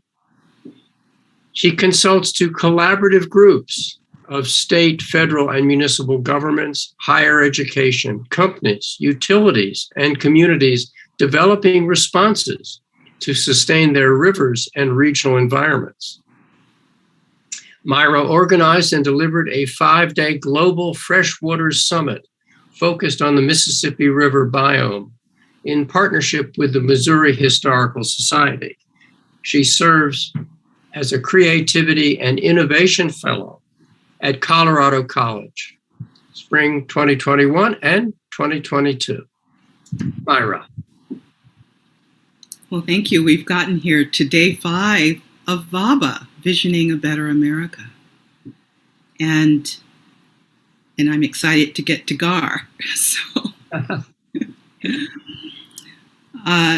in beginning this challenge that you've given us, Richard, to speak to a vision of a better America and to do it in a conversational style without our slides, where we can get away with that.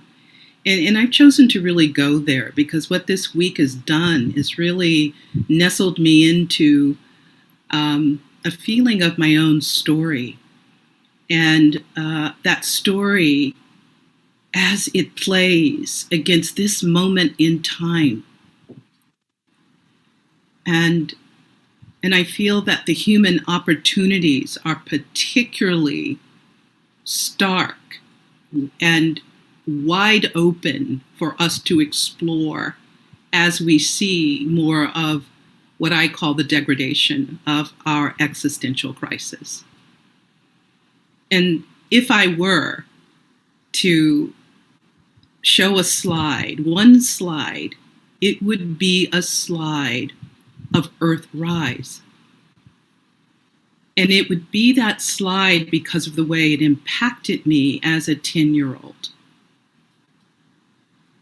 It changed forever for me at a critical time when I needed it. Because by the time that not only Earthrise came into being, it really wasn't in the public domain. What really caught my attention of the Earth was the day that I was listening to Walter Cronkite in front of the television on the floor. And here we were in our grand celebration of man's great leap forward. And you could see the astronauts. I'm sure you all could call those photos to mind. And I caught a glimpse of the Earth, and I went bananas. Because for the first time, this voice I loved hearing across the airwaves, Walter Cronkite, I wanted him to stop. I wanted him to stop and tell me what I was seeing. But we were caught up in the moment of applauding ourselves, right, for landing on the moon. But the moment will stay with me forever. And I feel as though we have been in a transmission being relayed to all humanity about where the focus needs to be, where the center of gravity would be for our lives, for the way we saw ourselves with each other, with the planet, and the way we would govern. So I've been, for my lifetime, looking for that awakening. And now we've passed 50 years, that anniversary in 2019 of July 1969. And what happened in the year before? We lost Robert Kennedy, we lost Martin Luther King, and several years before, JFK, who launched this race.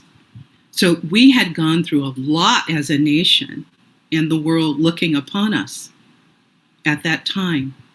So I can see the vitriol, but I felt we missed a key moment because what happened was we processed the human victory without recognizing we just caught a glimpse of something.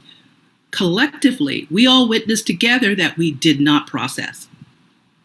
And I feel, honestly, we're still processing it. One thing I know, as I've been looking at who we are as humans, is that we do not see. We perceive what we expect to see. And so unless it can be very jarring for us to take in new sights that we don't have a reference for, and we haven't done a good job of taking in and understanding what does it mean to see this beautiful jewel in the earth that is our home, and to see it as a whole operating organism that we are a part of, not separate from. That, to me, that image, once it fully arises in human consciousness, it will mean that this is home, and that not only is it home, we're embedded in that home, we're a part of it, and we begin to conduct ourselves accordingly. All right, so you want to know my vision? It's that awakening occurs. But what is so particular about the call to Vaba is that we began by looking at a document that involves the formation of what we call America. And yet I sit on a land that was inhabited by the Piscataway. This was not an empty, open territory without people here. And I sit in a watershed that is the Seneca River in Germantown, Maryland. And today, when I ask people where their watershed is, or who were the people that were there, few people can answer that question. I ask you, is this the kind of education of a people who are cared for by the earth, who depend upon the earth, who everything they create is a derivative of the earth, and the earth has no value. We don't have a metrics.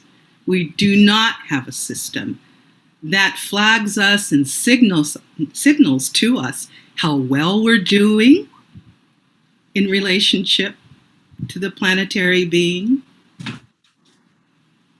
Yet our well-being is directly linked to the earth. And I'll take this a bold step forward to really let you in on my honest thinking.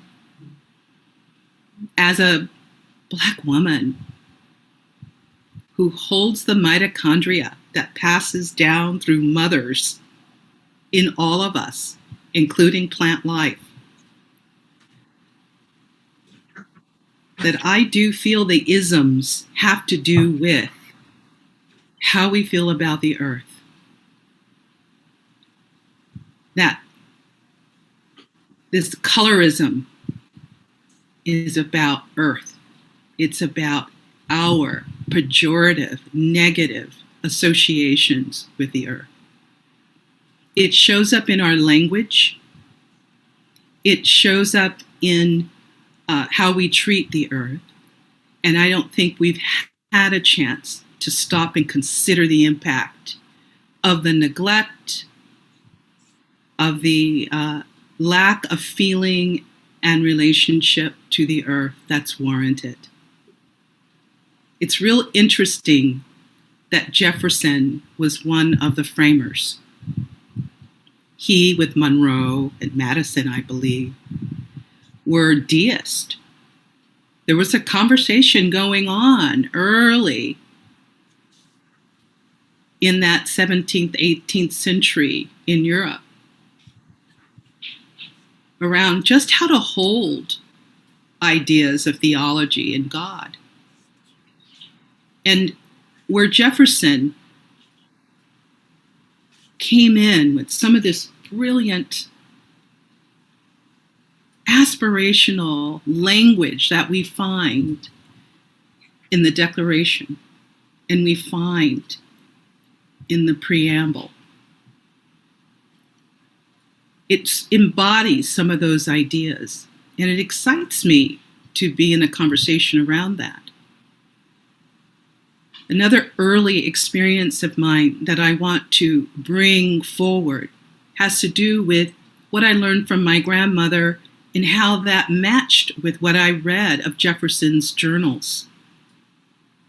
Because when she came to visit us in San Diego for the first time, she opened up my world to seeing what I hadn't seen before. She walked around our canyons in San Diego, and I walked with her. And what she saw was a vibrancy that I had missed. She saw food. We came back literally as if we'd gone to the market, filled with all kinds of vegetables that were edible, medicinal plants, because she could register that. She had knowledge of that. She had never been to the West. But she walked around first. She didn't want to do anything until she walked outside and got to know this part of what I call the mother, that great mother, the earth. But not only that, not only did she teach me what was there alive, and by the way, I'll have to say, where I was living was once the place where many Japanese lived before they were interned. And part of the reason why it was so rich, those canyons, is because they were abandoned. They were nurseries. They were gardens. And my grandma pointed out what was wild and what was cultivated. But she also told me, Dot, as she would call us all, she said, this was once under the ocean. And she scruffed around and she showed me all of the seashells that were all over our land. And it was on a hill because my folks by that time had purchased property on a hill, 5 acres, and I looked at the ocean every day. The mountains to the east, to the south, Tijuana, Mexico, and to the north, this great expanse of what became a suburban sprawl in San Diego, but at that time had an Air Force base.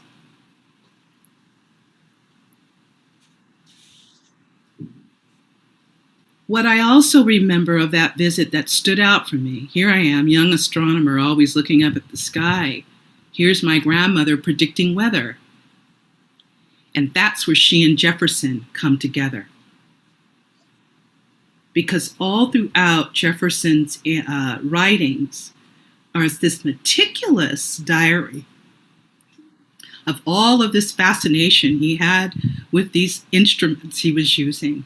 But he was also using the body, just like my grandmother did. She would use the pressure on her tongue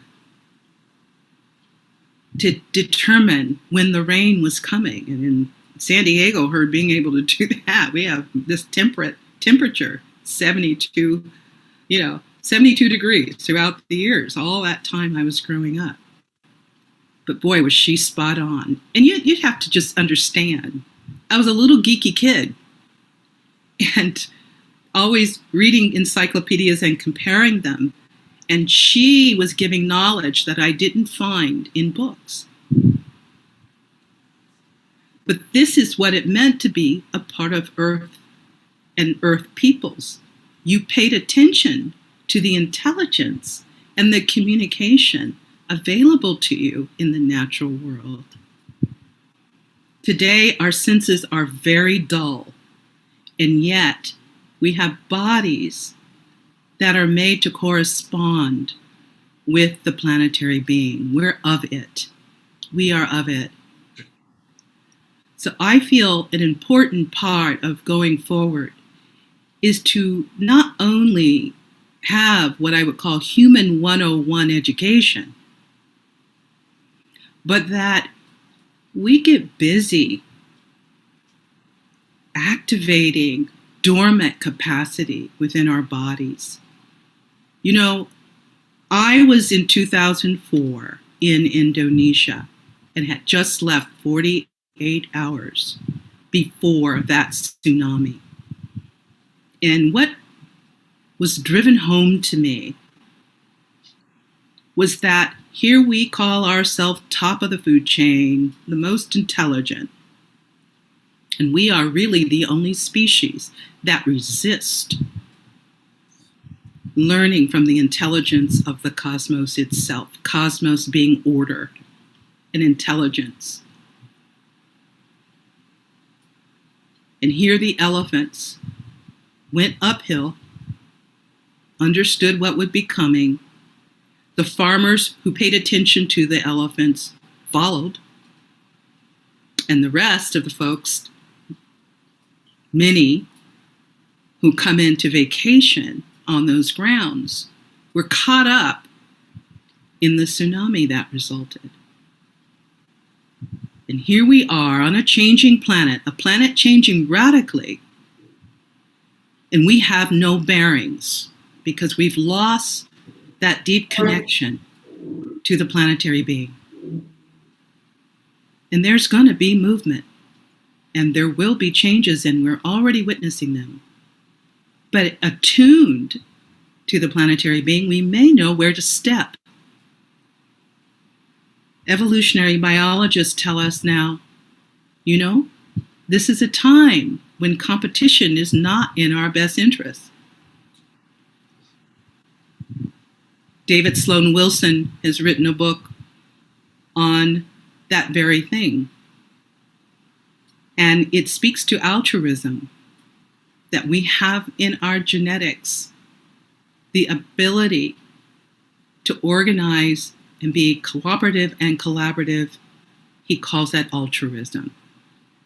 And in this time, that is the way that we will be able to continue as a species. And I quite agree. I honestly do have a deep sense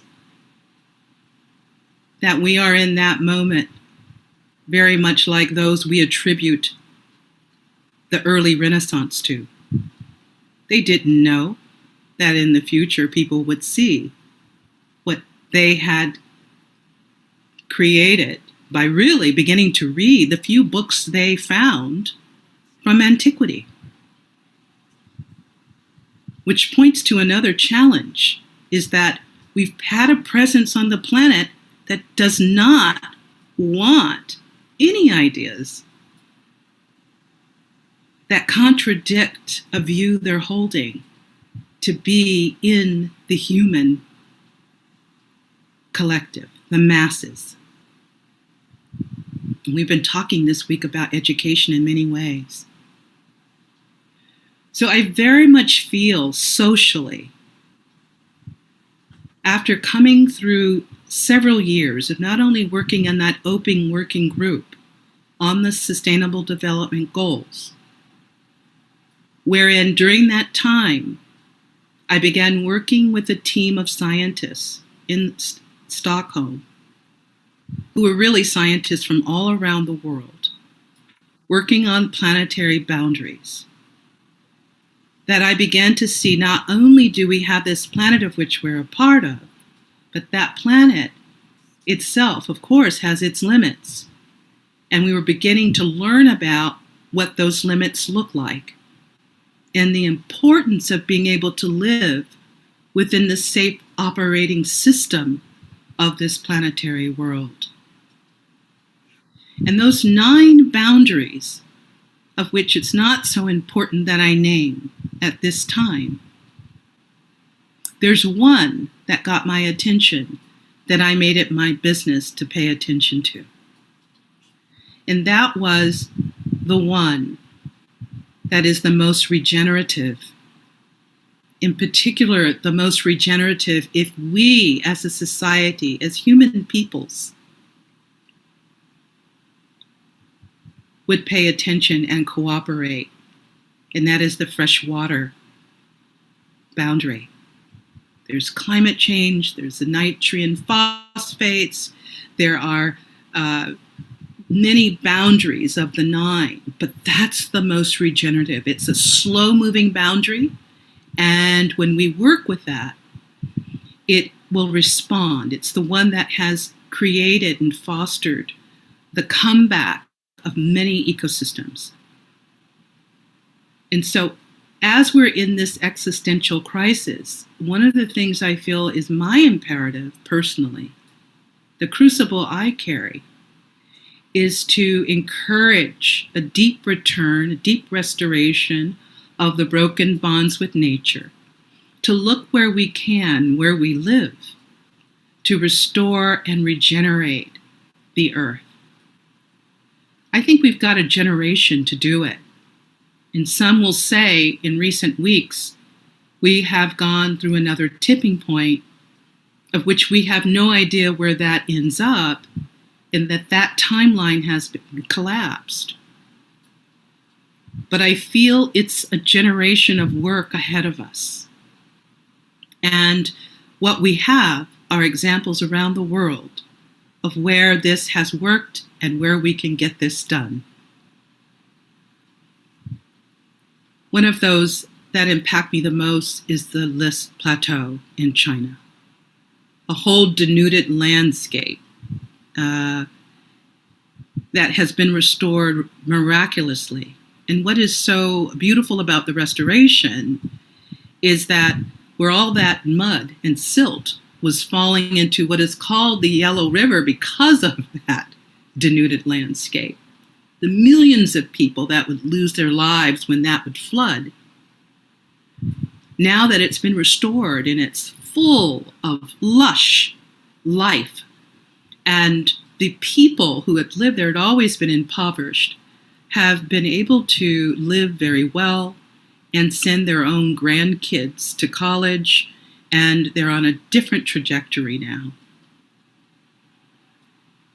And that landscape, it came together in less than 20 years. It came full on in a generation. So it's well worth the effort. And many of these projects are moving forward even now. We have a good example in Panama, but there's some of these projects going on in Jordan. What I'm interested in is what can we do right now in the U.S.? And this is why the Global Freshwater Summit came about. It really came about from listening to a dear friend, Laura Madden, who had worked on Capitol Hill, by the way, for some years before returning back to her home state of Missouri and the city of St. Louis. A family of Irish immigrants who settled in Missouri. And very young, they encountered a loss of her sister. And she remembered a river, a creek behind her house that one day just stopped flowing. And she had done some research once returning and found out this creek called Coldwater Creek that runs through North County, Missouri, St. Louis in Missouri, was indeed a river that had been flooded with uranium. And that these deaths that they had seen, this cluster of cancers they had seen in the region, were a result of that uranium. And talk about transparency, or the lack of transparency in our world. That is a pattern that I think we're coming to a reckoning on in this country, is not being able to tell the truth about history and about events, of always pushing the dime until who would be culpable is no longer around to pay the price. And this is the case with the uranium. There was no admission, no outward statements of what was exposed, what the people had been exposed to. But the fact is, the barrels of uranium were never secured. They were left on the surface in canisters. And when the baby boom occurred and development began to happen, the dirt that was moved caused all this ionizing radiation to become airborne.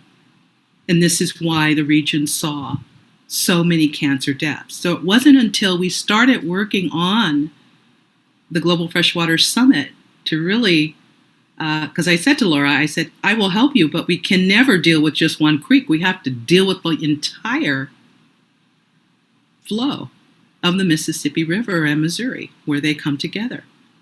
We have to address the whole, not just the creek. So to gather around, this was a social experiment because I had done smaller work. I wanted to call in everyone who was working on behalf of the Mississippi River. Fresh waters. Here again, fresh waters is one of the 9 planetary boundaries. Fresh water is 2.5% of all the water on the earth, and 2/3 of that is bound up in the ice cap and in the glacier.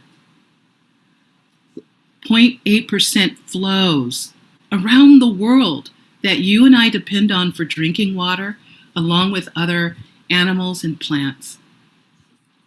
Less than 1%. And none of us walk on the planet with a sense of those metrics. That's a limited source. It's precious. And we do not walk on the planet with that sensitivity.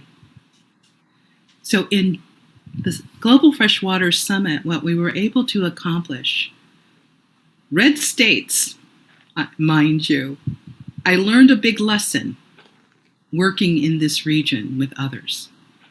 And that is, if you get the language right, you will find that people love the water. They loved the river, and they were willing to act on it. Laura found a story when we were working on this together of a crawdad fisher who would never have understood the language that I would be bringing to this conversation. But one thing he did know is that the river was being treated poorly. He loved it, and he was tired of pulling refrigerators and trash out of the river. And he was going on a mission to raise money to clean up the river.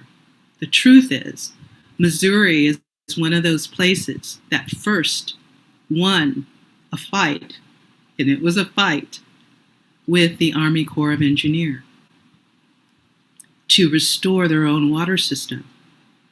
It was a red state then, and it's a red state now. And they showed they were the first environmental organization to actually win a lawsuit with the Army Corps of Engineers. And so I didn't know going into this that I would find such allies, but we did. And so it really becomes a matter of language that we use in order to enlist and bring people to the table to work together.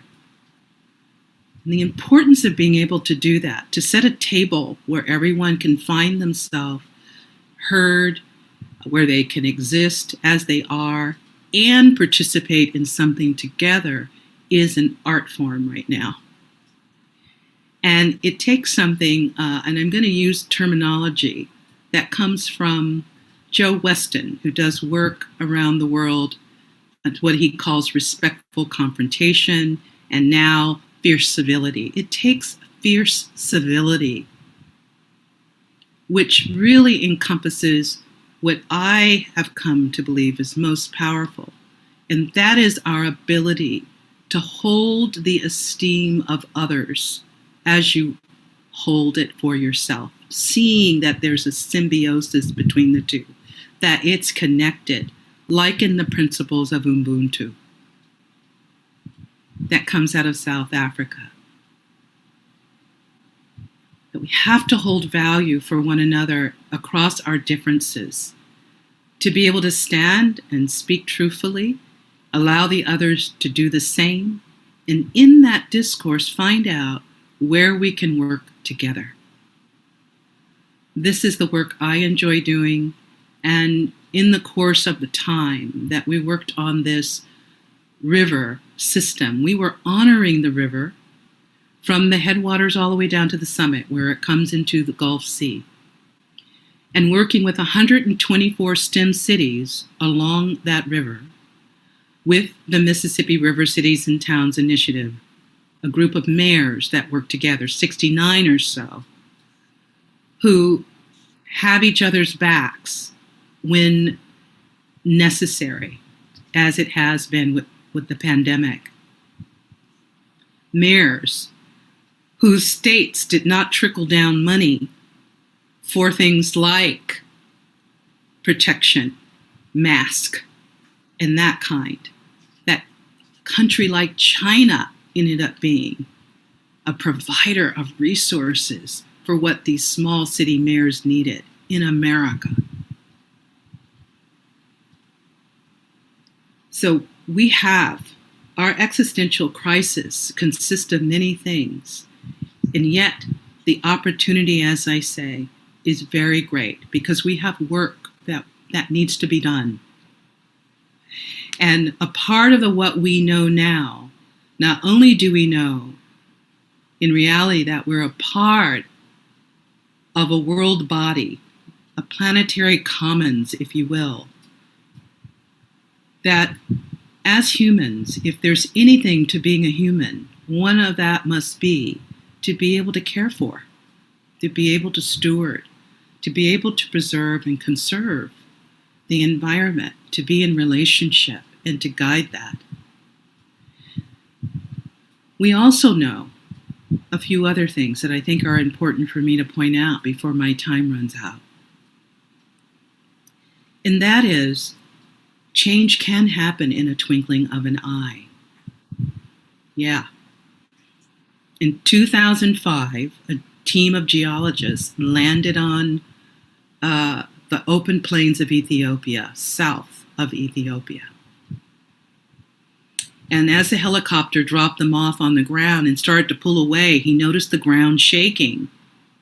He swooped back in, pulled the geologists up off the ground with as much equipment as they could, and pulled them away. And as they were pulling away, the geologists got a glimpse of an opening in the earth. an opening that we know now was a brand new ocean. And if they had not seen it with their own eyes, they would have said it was impossible. It has always been written that an ocean to form takes millions and millions of years in geological time. But in that instant, 60 kilometers opened up, and every day since, this has been widening. Eventually, Eritrea, some parts of Somalia will separate, and that will be a full-on ocean there. But the reality is, the workings of this planet are in large part a mystery. And we're in a time in which we're going to see things we don't expect to see.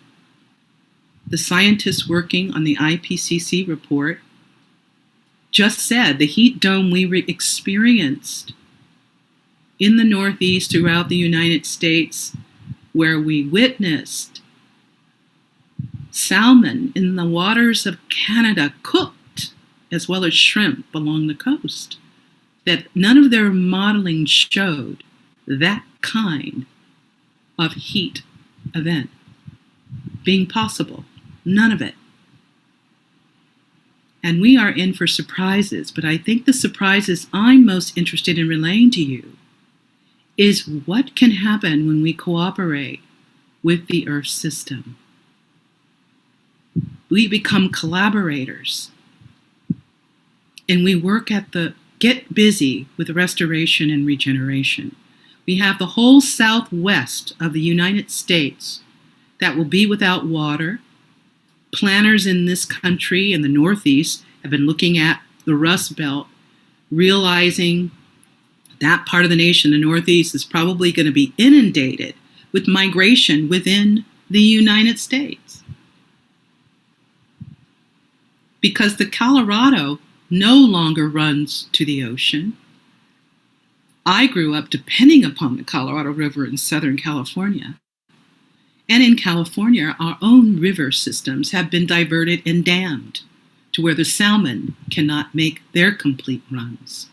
So we have changed the landscape. And as we've changed the landscape, we have changed the hydraulic cycle. And that's where it gets to the biosphere. I pay attention to the biosphere.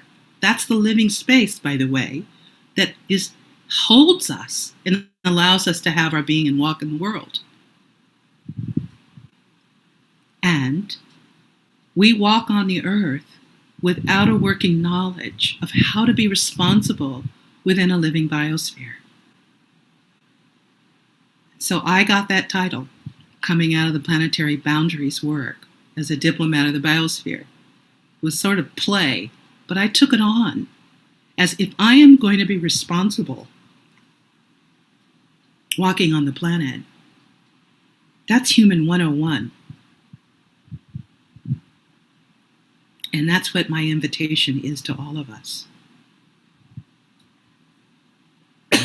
Perhaps after we hear from Gar, we can have more conversation about this. But as I have worked so far in the municipalities, in local government, what I have come to know is if we can work locally where we can see the actual metrics, in other words, the inflow of money and coming in and coming out, we can count the homeless and be sure that they have habitats, just like the biodiversity in our communities, because the biodiversity is what underlies the restorative and restorative power, generative power, and resilience of the planet. And so when we get into our local communities and we orient to the watershed and we all become concerned about the health of the water system, we've gone a far way toward dealing with the health and well-being of us all. And once we do the work locally, what we can do to really tip the scales is to link with communities next to us. Make sure everyone's fed like my grandmother used to do in her Detroit community. Her block, every kid had what they needed for school. No one missed a meal because she could manage that. And we'll have to really come down small. We talk about scaling this way, but come down and then link to help the communities around you to do the same so that we reach regional tipping points, because that's where the real tipping point happens for social systems. I would love to see a vision that we embody, that we do begin to identify by watershed, and we organize bioregionally. Because it's the bioregions, the source of what we depend upon on the earth, that we must care for. Those boundaries to me are more important than our political boundaries, even our state lines and boundaries. So if there's going to be any kind of remapping, it's important that we include it so that one day we will have a measurement system in the financial flows and the way we measure the economy that will also track how well we're doing with the earth itself. These metrics one day will make sense, I think, in a way that we look at the current way that we are measuring the economy and wonder, how could we have given credence to things like war and emergency events that raise GDP? And we allow markets to signal us, to cause harm. We have this system, create the problem, bring the solution. And we've been caught up in that. That's where that obsolescence has come in. That economic obsolescence that came in as I was growing up. That spatula in my family home still works from way back in the 50s. So to build and create things that are meant to be in the landfill weeks after you've purchased it, and products that can't even break down, that's what happens when you have a system that signals you to do what doesn't make sense. And that's what we have to look at. That's our big reckoning. I think taking it back to the time that this nation came about is to look at language again. I took to the Oxford Dictionary a request to restore the capitalization of nature. Capital Nature. And the criteria that Oxford laid out was simple. 3 different things. 1, to find in the record that it exists in the language prior was one category that would allow them to take on such a request. And I did. In the English language, we used to capitalize the word nature. That went away in the industrial age. And our nation was formed at a time in which there was something happening to the fabric of our thinking as we enabled this massive slave trade sanctioned by the Vatican. To be honest, these ships were sailing from different nations representing the monarchs with papal bulls aboard, laying claim to everything that was discovered in people and assets and children, their faith. And so that enabled an environment, I feel, for us to lose the relationship we once had with nature amongst all people, in a sense. And so one simple thing we can do is to recover the language that puts nature back in its rightful place. As you read our declaration, one of the things that is discussed in terms of life, liberty, and justice is this idea of nature's rights being the foundation for those indivisible, inalienable rights. And now you can see why this deist thought probably is what led to that sentiment and those words. Obviously, on all the points raised, I could go on for very long, but I would like to just close it out with one quote. And that I'll have to go for because I've been talking from off of mind, and this quote I will have to read. So I really want to bring it in because it speaks to this. And it is this: a human being is part of the whole called by us universe. We experience ourselves, our thoughts and feelings, as something separate from the rest, a kind of optical delusion of consciousness. This delusion is a kind of prison for us, restricting us to our personal desires and to affection for a few persons nearest to us. Our task must be to free ourselves from the prison by widening our circle of compassion to embrace all living creatures and the whole of nature in its beauty. The true value of a human being is determined by the measure and the sense in which they have obtained liberation from the self. We shall require a substantially new manner of thinking if humanity is to survive. And that is Albert Einstein. I think it's time to bloom. Thank you for your attention. Thank you, Myra. You're going to stay with us, and rather than following the format of Q&A right after the presentation, we're going to merge your Q&A with Gar's into a panel discussion, if that's okay. Thank you very much. Let me now introduce Dr. Gar Alperovitz, who will speak on system-wide change in the era ahead. He is a historian,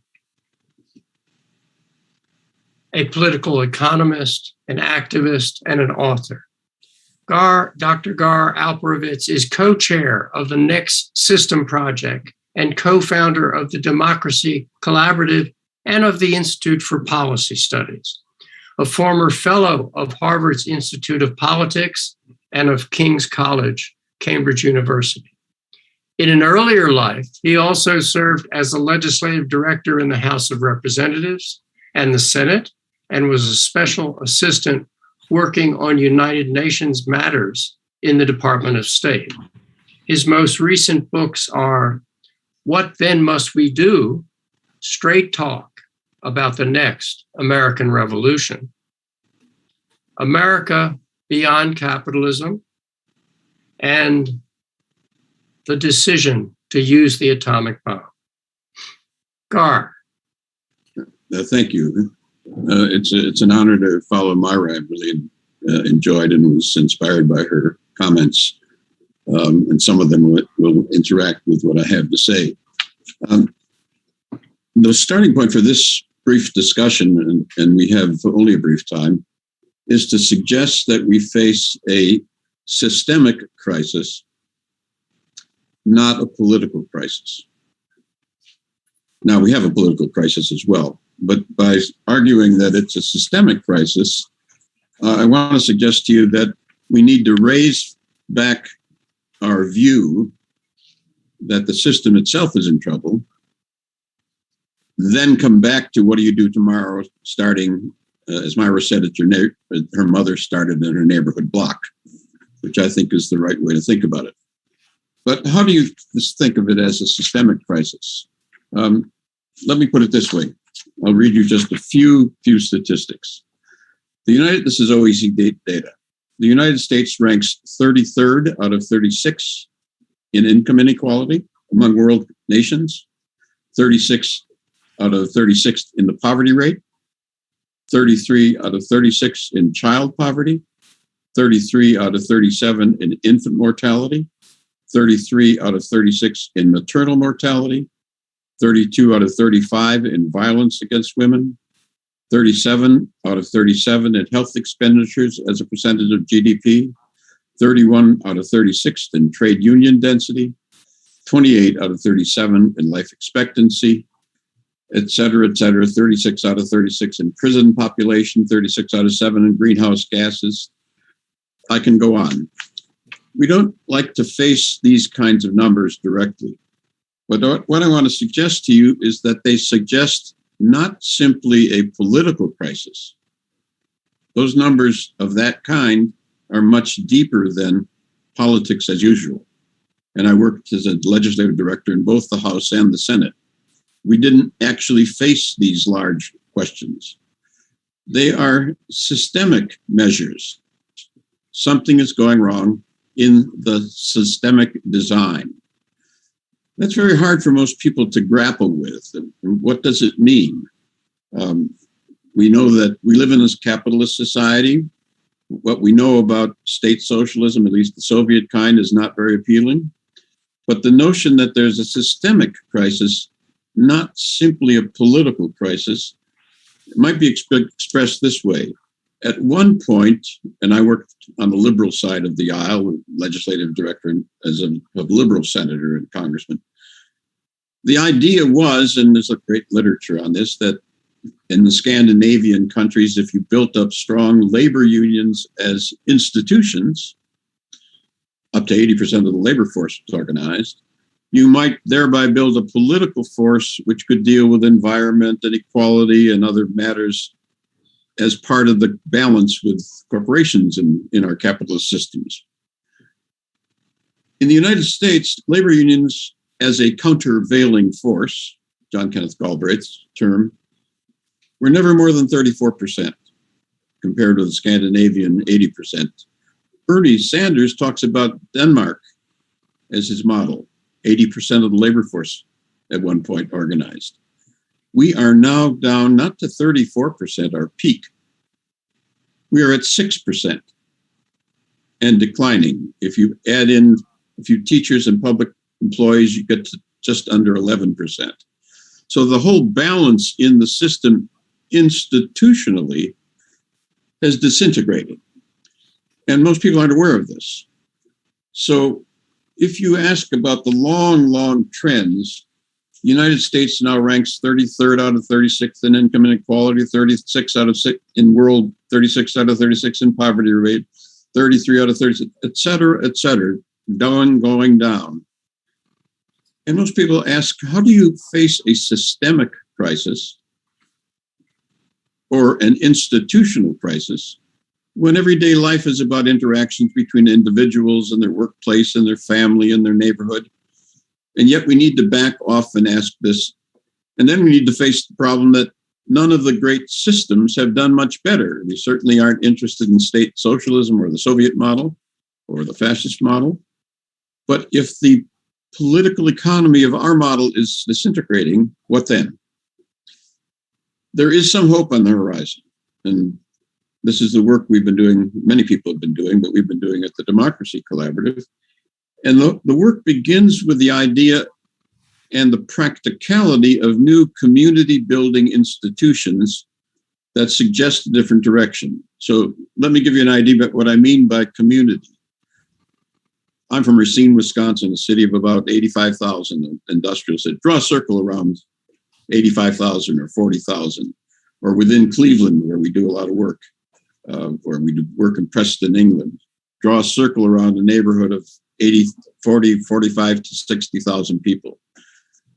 In those communities where there's a really interesting experimentation, we're seeing not corporate ownership, and not simply worker ownership. Worker ownership is a big theme amongst many progressives now. so-called ESOPs, employee stock ownership plans, or cooperative ownership. One of the problems as an element in the design of the next system, one of the interesting problems is that worker ownership in a market is forced to pollute the environment because it must externalize the costs in competition with others. Where we're seeing community ownership, think of municipal, but more importantly, neighborhood ownership, about which there's a lot of examples. If a neighborhood owns a business, it must decide whether it wants to pollute itself. It internalizes externalities. Well, just beneath the surface, there's a huge, great amount of experimentation on new forms of ownership, not state ownership, not corporate, not simply individual entrepreneur, but some form of inclusive community structure. The most powerful ones, as I say, in the United States are in Cleveland and in England, Preston. In a larger scale, during the New Deal, before it was cut short by World War II, the notion of regional ownership is the Tennessee Valley Authority, one of the largest public enterprises dealing with environment, economic development, community development in the region of 7 states in the Tennessee River Valley. So models that take you to beginning at the local level and start asking, how would we rebuild this community as a community, and thereby also empowering the community politically? That kind of modeling is happening in many, many, many parts of the world. And in particularly here in this country, we've seen many models. At the same time, and think this way, how do you build forward over the next 25, 30 years? How do you get to the place where the New Deal was? All the prehistory of the New Deal was 25 or 30 years of work and longer. What is the prehistory, our time in history, laying down new models, new experiments, just under the surface? That's what's really happening. Secondly, at a very, very different level, there's a whole theoretical debate about what's called the next system. Again, if you don't like the way corporate capitalism is producing very bad ecological and income inequality and racial trends, and you certainly don't like what happened in the Soviet Union and state socialism, what other models might there be even in theory? Well, there's a whole debate going on. We've had conferences at Harvard and Yale and at the West Coast and University of California, all over and in Britain, number of conferences, and there's a huge debate going on what do you like. If you don't like corporate capitalism and you don't like the outcome results, and you don't like state socialism, you don't like the outcome results, what do the models look like? And so in a sophisticated way, my colleague and co-chair with me of what we call the Next System project, Gus Speth, who was formerly a professor at Yale and also the head of the Environmental Protection Agencies in the Carter administration, we've just developed and published a book on this subject of many, many essays, beginning a debate, like the debate at the beginning of the Constitutional Convention, about what does the Constitution of the good society look like. And the most important single element, I think, in that is the notion of community as a structure, not just as an abstraction.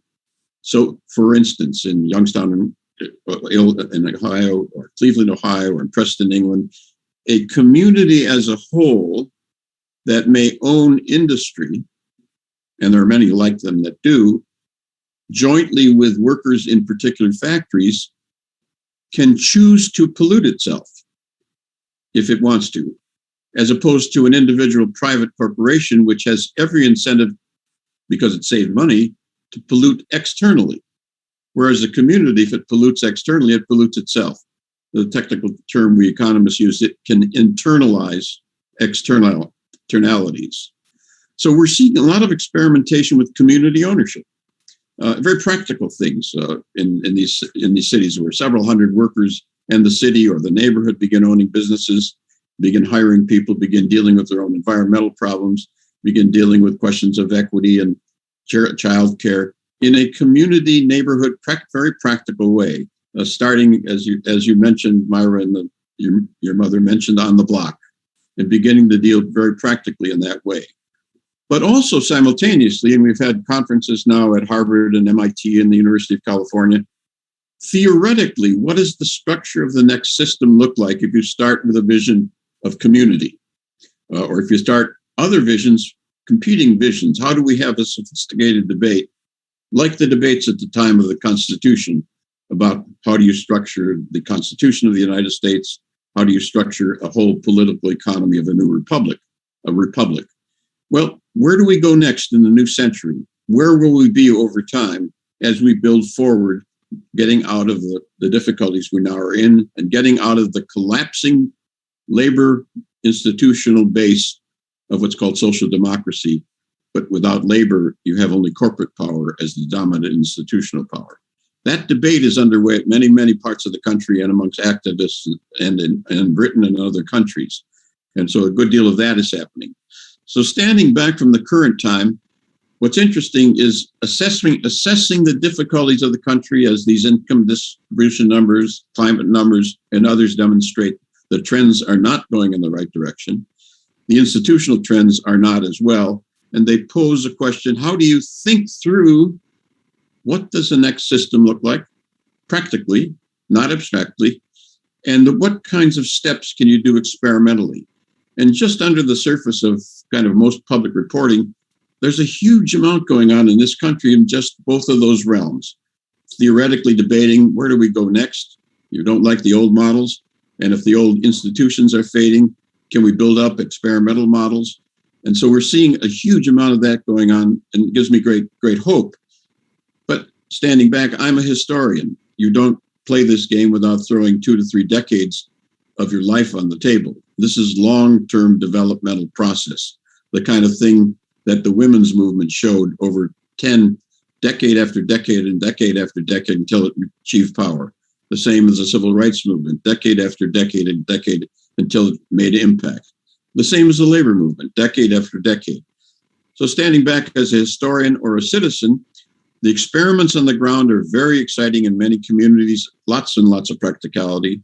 There's a wonderful theoretical debate in many parts of the country and many parts of the world beyond capitalism and socialism or state socialism, and also congressional activities, starting many projects and financing projects around the country and around the world.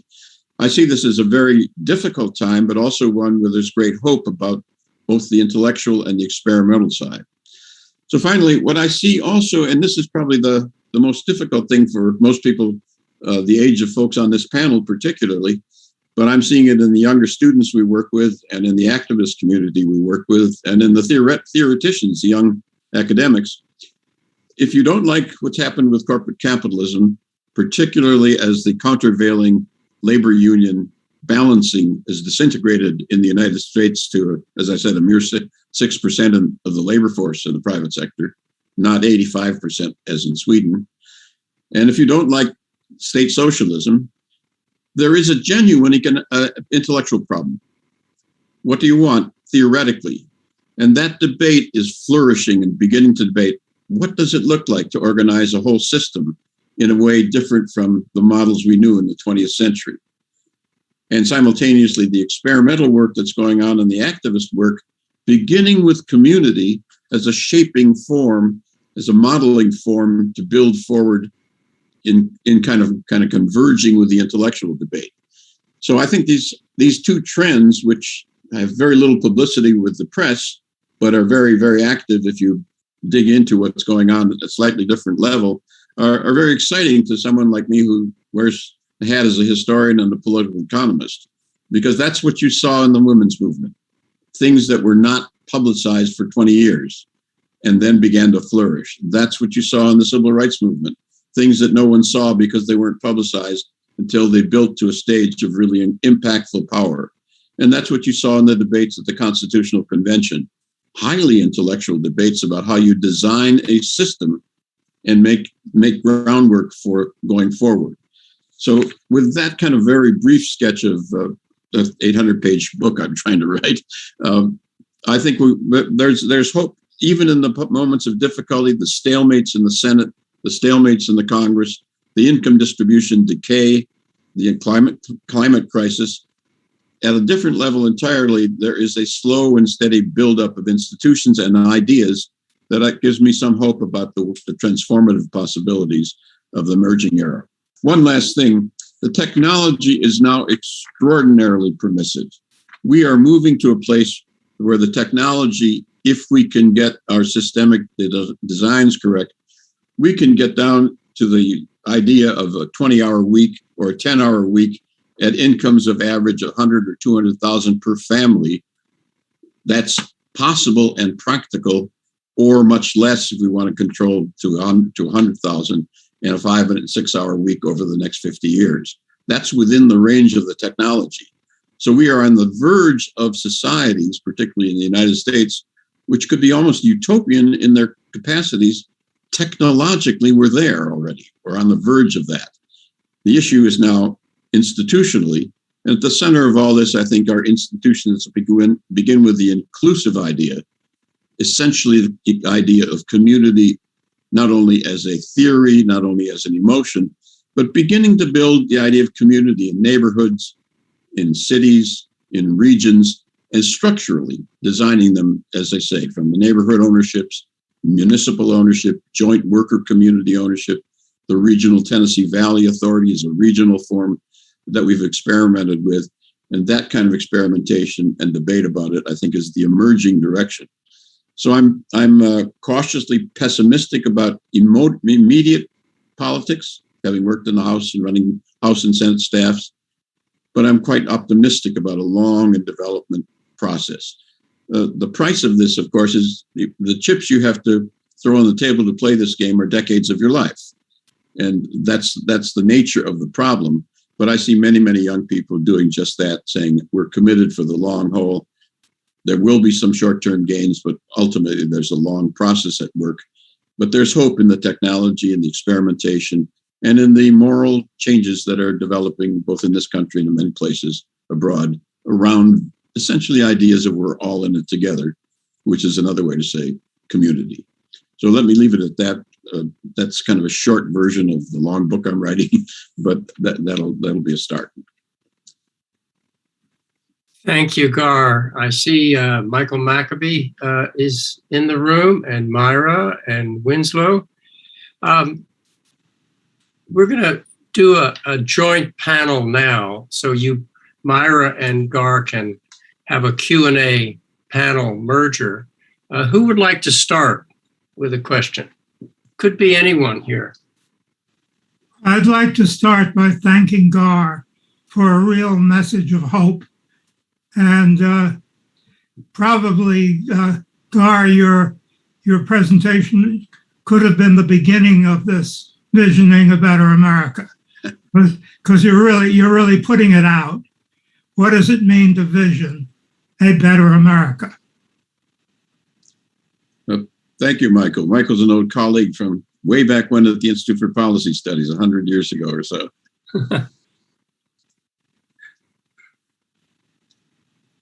I had just a factual question for Gar. When you talk about community ventures, what are you talking about more specifically? What kind of ventures? Well, let me give you 2 or 3 different examples. The first one was an attempt which got off the ground and then was cut short by the politics of the Carter administration. In a day that was called Black Monday, 4,000 workers were thrown out of the steel mill in Youngstown, Ohio. They closed it down. And they closed it down because of underinvestment and corporate finance strategies. But people were thrown out of work. Steel workers went into the backyard and with a shotgun and came back, that killed themselves. It was a Black Monday. Out of that movement, in the same communities, people said, well, if nobody's going to help us, we're going to have to help ourselves. Why don't we take over the steel mill or buy it out? It was a dying mill. Get the government to help us and rebuild a community/worker-owned company and rebuild it. And so there's a huge debate in the 1960s around this, and the Carter administration financed it. And then after the election, the money disappeared and the steel companies got together and stopped it. However, it offered a vision. In many parts of Ohio now, you find community worker-owned companies from that vision 30, 40 years later in smaller scale. And in many parts of the United States and in Britain and in other countries, experimentation, very little publicized by the press, is going on. You can go to the website of the Democracy Collaborative, where we catalog a lot of this. And there's a new book by my colleague, Gus Speth, which is called New Systems, and it reports on this, just came out, a little collection of what's going on experimentally. And I pay attention because these are the kinds of things that are the basis. If you want to play this game and throw 30 years on the table, that's the kind of thing to look for. What's developing slowly from the groundwork up. So there's a lot going on, both in theory and a lot in practice that people just aren't aware of, which will be aware of if the history of the labor movement, the feminist movement, the civil rights movement all show the same kind of process. Lots going on, and all of a sudden the public becomes aware. So I'm cautiously optimistic about this emergence around the country and around the world of experimentation and in very intense and sophisticated theoretical work coming together with the political work. But that said, it's a long process. And you have to walk on two legs. You have to do whatever politics you can do, and also the experimental and theoretical work at the same time. But again, I think there's a lot of history on if I go back, my heroes are the people working in Mississippi on civil rights in the 1920s. You don't know their names. Only a few historians have been able to discover them, but they laid the groundwork, and the same is true in the feminist movement, for the people whose names became famous when the time had come. And I see that as a very fertile period of American history at the level of community experimentation and also in theoretical work. As I say, my colleague Gus Speth has just published a collection of essays on this that we did at the Democracy Collaborative called New Systems, and it's available online. You get a sense of the intensity and vibrance and really the excitement in the debate about where do we go. It's like the committees of correspondence at the time of the Constitution. What's going on at a different level hasn't reached much publicity yet, but is out there. I do have a question for you, Gar. Some years ago, when I was running a program at the Kennedy School, we studied worker-owned companies, and many of them didn't really last. In the Northwest, people wouldn't bring in new people. They wouldn't hire marketing people because they didn't think it was real work. So we had a lot of good beginnings that didn't last. In contrast, I visited Mondragon in Spain, in the Basque Country, which has lasted, though has some problems with products. But it built a real structure of entrepreneurial people brought in, as well as a democratic process and community process. Have others in the United States looked at Mondragon? Yes, many. We, as a matter of fact, regularly take people out to see Mondragon study groups. Mondragon is a very interesting example for those of you who don't know, or people who don't know. It's a complicated, mixed process of worker-owned, community-owned structures, very large and very sophisticated and very successful in the Basque Country of Spain. But our study of worker cooperatives, much as I admire the intensity, the intention, they are on their own don't get very far in the United States. 1 or 2% of the labor force, or in any country, 3% in Italy. So it's a marginal and secondary process. Moreover, they are in a market economy, and I'll try to not be too technical. Market forces against even cooperatives force them to cut costs, which often means they have to pollute in order to stay alive. Just like any business in a market economy, they're up against somebody else who cuts costs. They either cut costs or they lose their customers. So those structures, either private enterprise or private cooperatives, are not very successful. They're marginal. Structures like Mondragon, which for many people who don't know it is a much larger, more complex and integrated structure, are able to deal with the environmental and market pressures. The same thing is true in Cleveland. We're now working in Ohio, in Chicago, and in Preston, England, where you have community-wide structures that have enough political clout, but also they can internalize the externalities. If they decide to pollute, they're polluting themselves. then they can say, well, this is foolish. We have to cut the cost. If we cut costs and pollute, we're going to pollute ourselves. So we better take care of the environment. We're seeing experimentation with these community-owned enterprises that are community worker-owned or neighborhood joint ownership, complex mixes, but they have the same quality of we represent the community, so we have an incentive not to pollute ourselves in that structure. So that's a very exciting innovation that takes us beyond worker ownership and beyond community ownership. The worker ownership structures in the United States are mainly what are called ESOPs, employee stock ownership plans, and they are a small percentage of the labor force, and they have the same incentive, as I said, to pollute somebody else because it cut costs, because they're in competition. And so we see them as a secondary phenomenon. What's really interesting are these more complex community structures, and Mondragon is one of them. Oh, Winslow, you're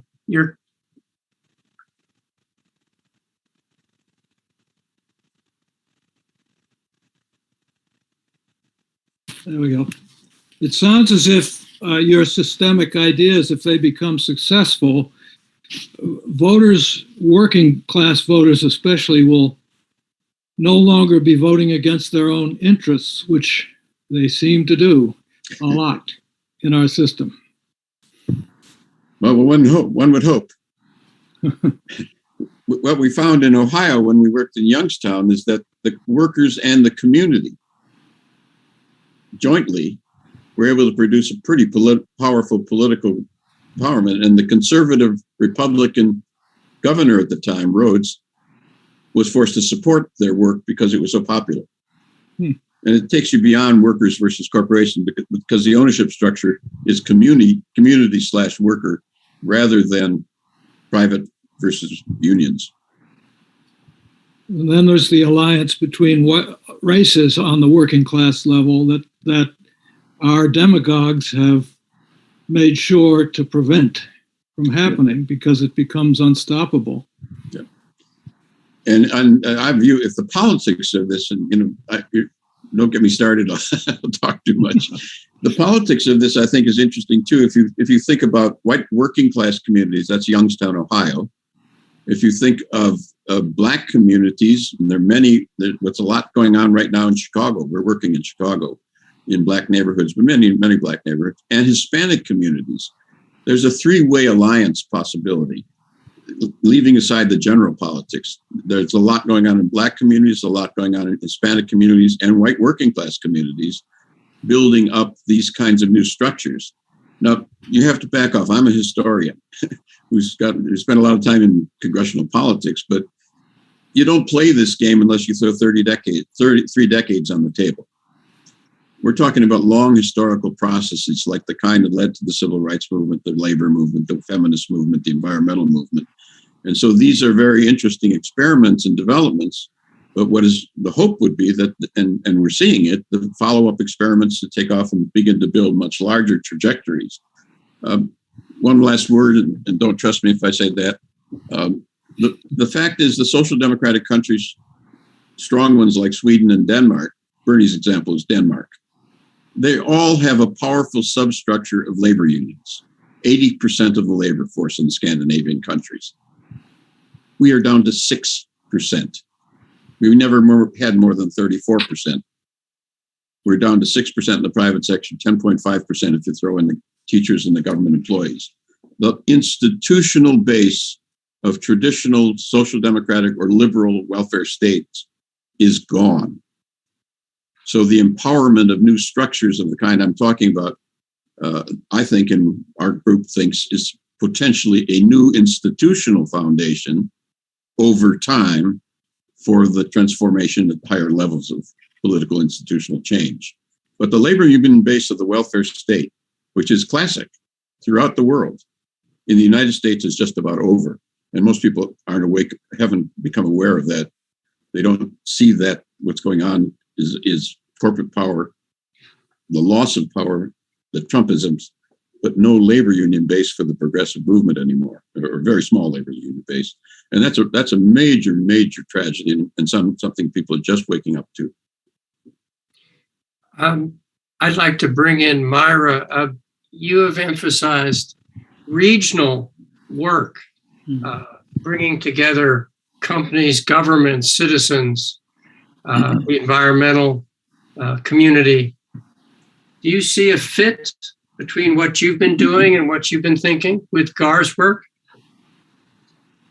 What I see, and I had just deeply admire Gar's work. I was a part of the Next Systems work and did my Next Systems piece at American University, and have worked with the Democracy Collaborative as well in Tacoma Park on projects here in the nation's capital, mostly Anacostia.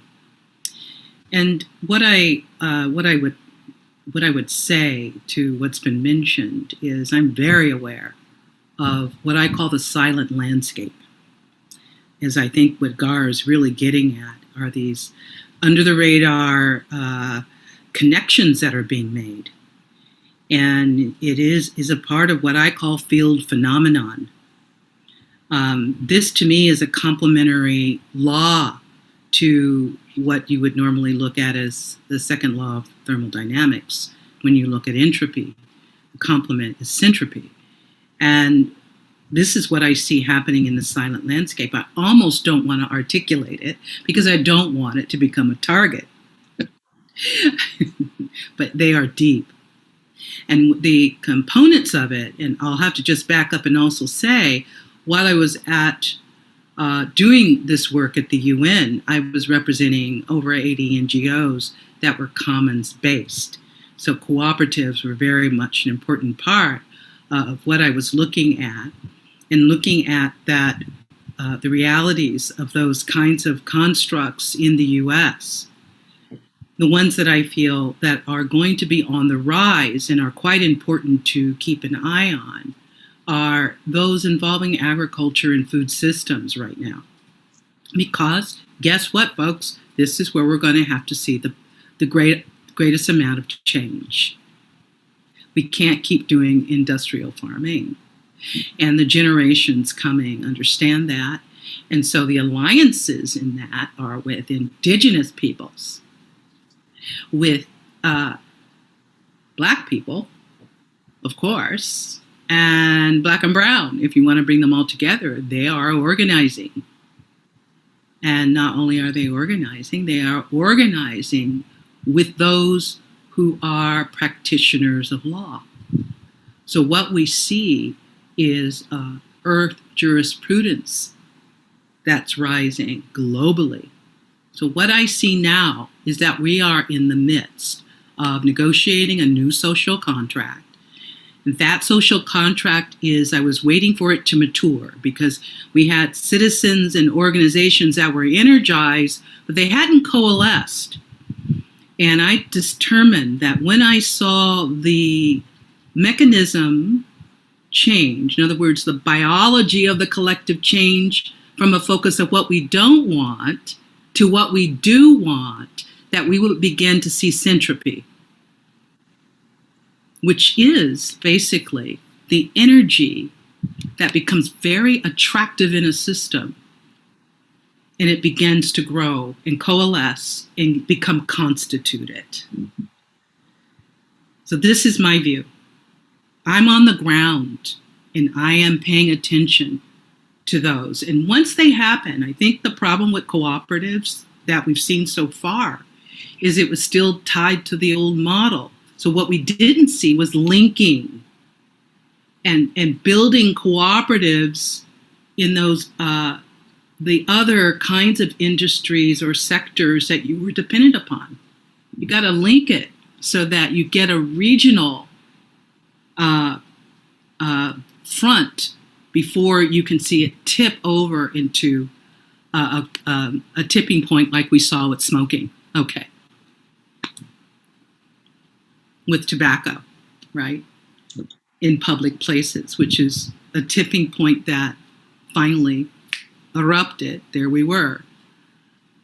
We had to get smart about not just putting up no smoking signs in a restaurant. You can't just petition off, the smoke is still going to go.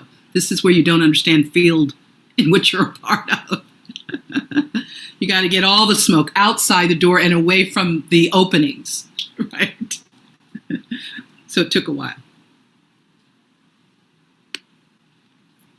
I hope that made sense.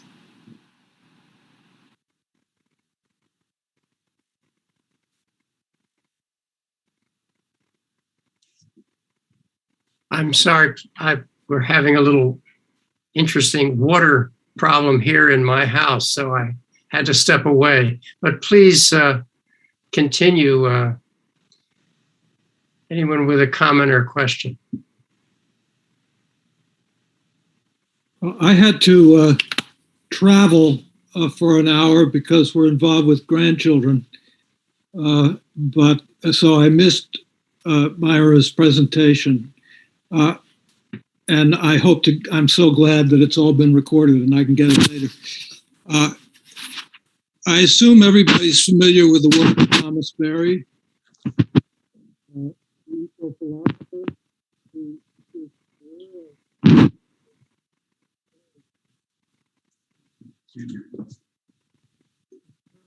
We can't hear you. Earth is all part of, and living systems are all part of their new thinking. Barry is saying it's over. We can't repeat anything we've done before. We don't have the energy to do it. Something new has to arise. Yes, Thomas Berry is the historian. Is really strong inspiration. He is the heart of what we're doing with harmony with nature. We lean heavily on his thinking and the guidance and the energy that he left behind, or many of us that work in those footsteps. Fantastic.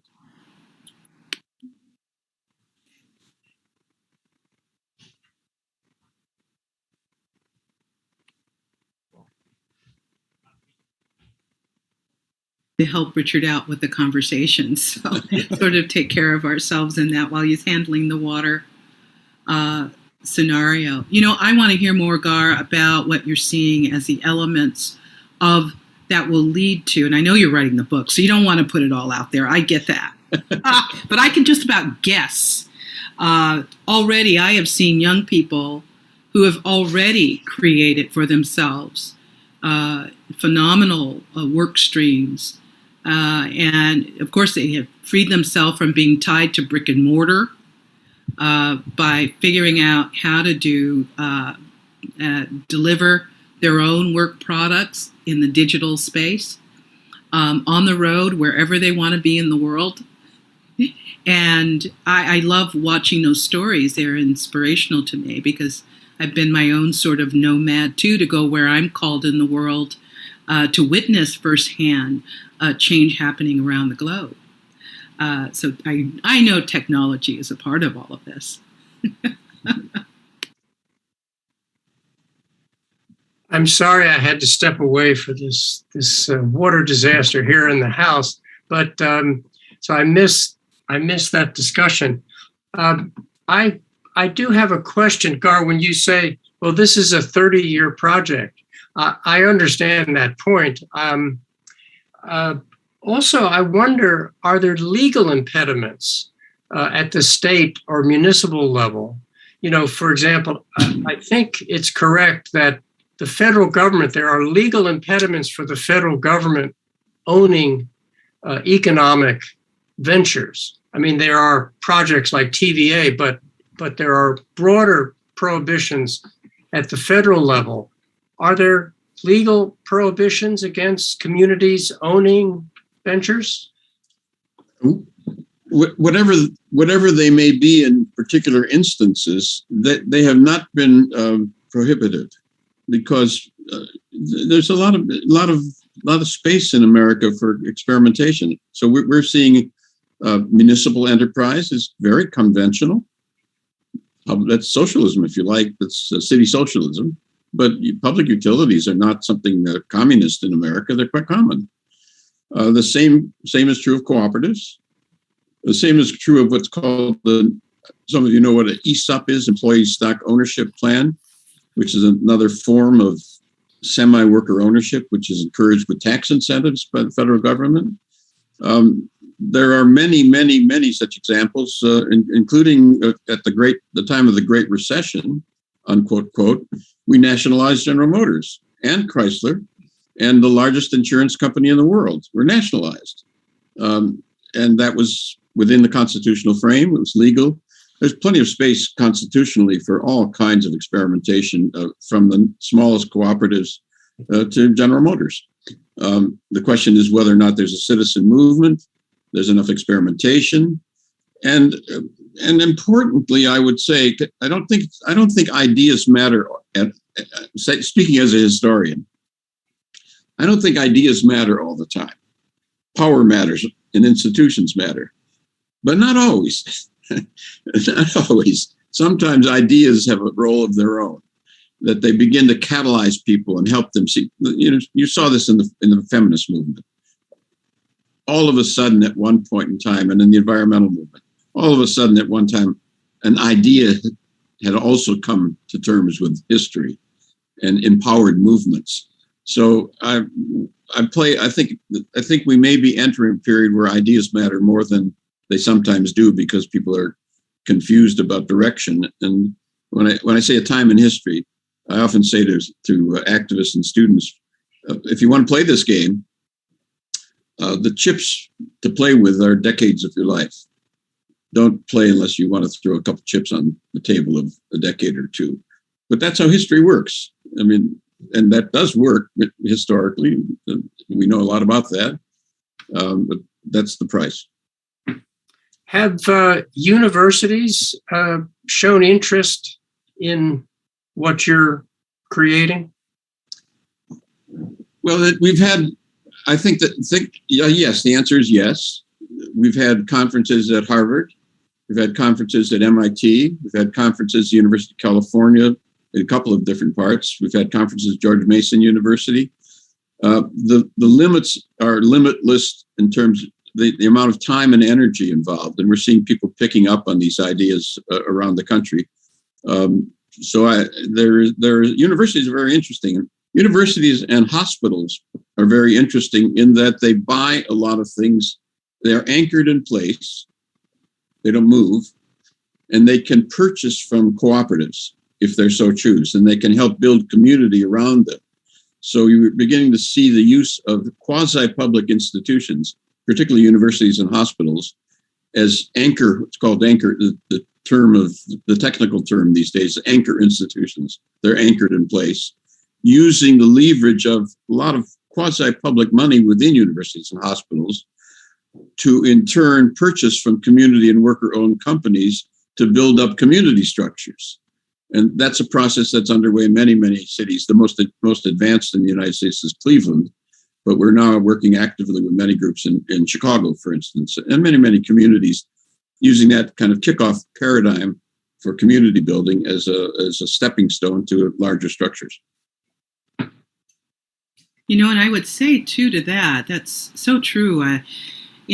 During my years of engineering with the utility, with San Diego Gas and Electric, all of the hospitals in the corridor were mine because I was focused on cogeneration, and the conversion of utility systems often were anchored by hospitals for the rest of the community, because that's where the investment would go. And so you take everyone along with when you upgrade.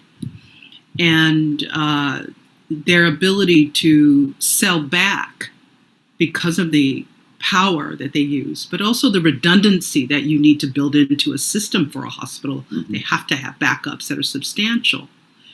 That also gives them weight when it comes to the kind of electricity that we're providing and bringing.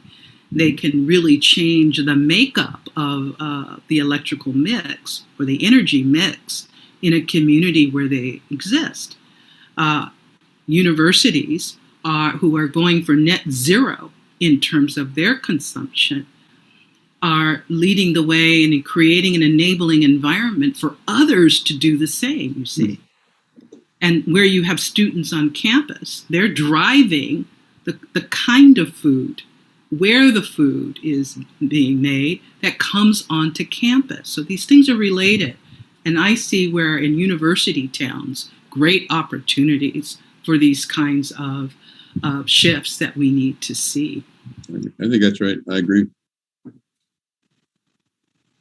When you talk about decades and challenging people to throw a decade of their or 3 decades of their life on the table, it makes me think about students. And when I think about universities, I think of departments of economics, of political science, of public administration that are training people who are going to be rising over those 3 decades into positions of authority and will be creative themselves, or they will just be non-creative.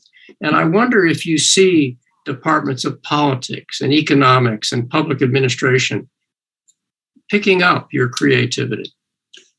Well, we are beginning to see that. I'd like to see it move faster than it is, but I'm a historian. I think things don't always move fast. But the answer is yes. We're finding a lot of pickup. We've just done a survey of professors and young professors who are teaching next system studies. And there's a book published by the co-chair Gus Speth. It's called New Systems, which is a collection of essays on if you don't like capitalism, you don't like socialism, what do you want? And there's a huge debate. And that's just been published. It's getting a lot of attention amongst students and young, particularly. What usually happens in the academy is, historically, sociology has been the birthing place of other disciplines. So that political science, I think the history is accurate, came out of economics and sociology, became separate disciplines. So we're seeing experimentation, particularly in sociology, but I think that's Black studies came and gender studies, where the fermentation was in sociology. And I think we're going to see that developing over time. We're seeing a lot of student and young faculty activity. As I said, my colleague Gus Speth, James Gustav Speth, New Systems Reader, brings out a collection of the essays on next system studies.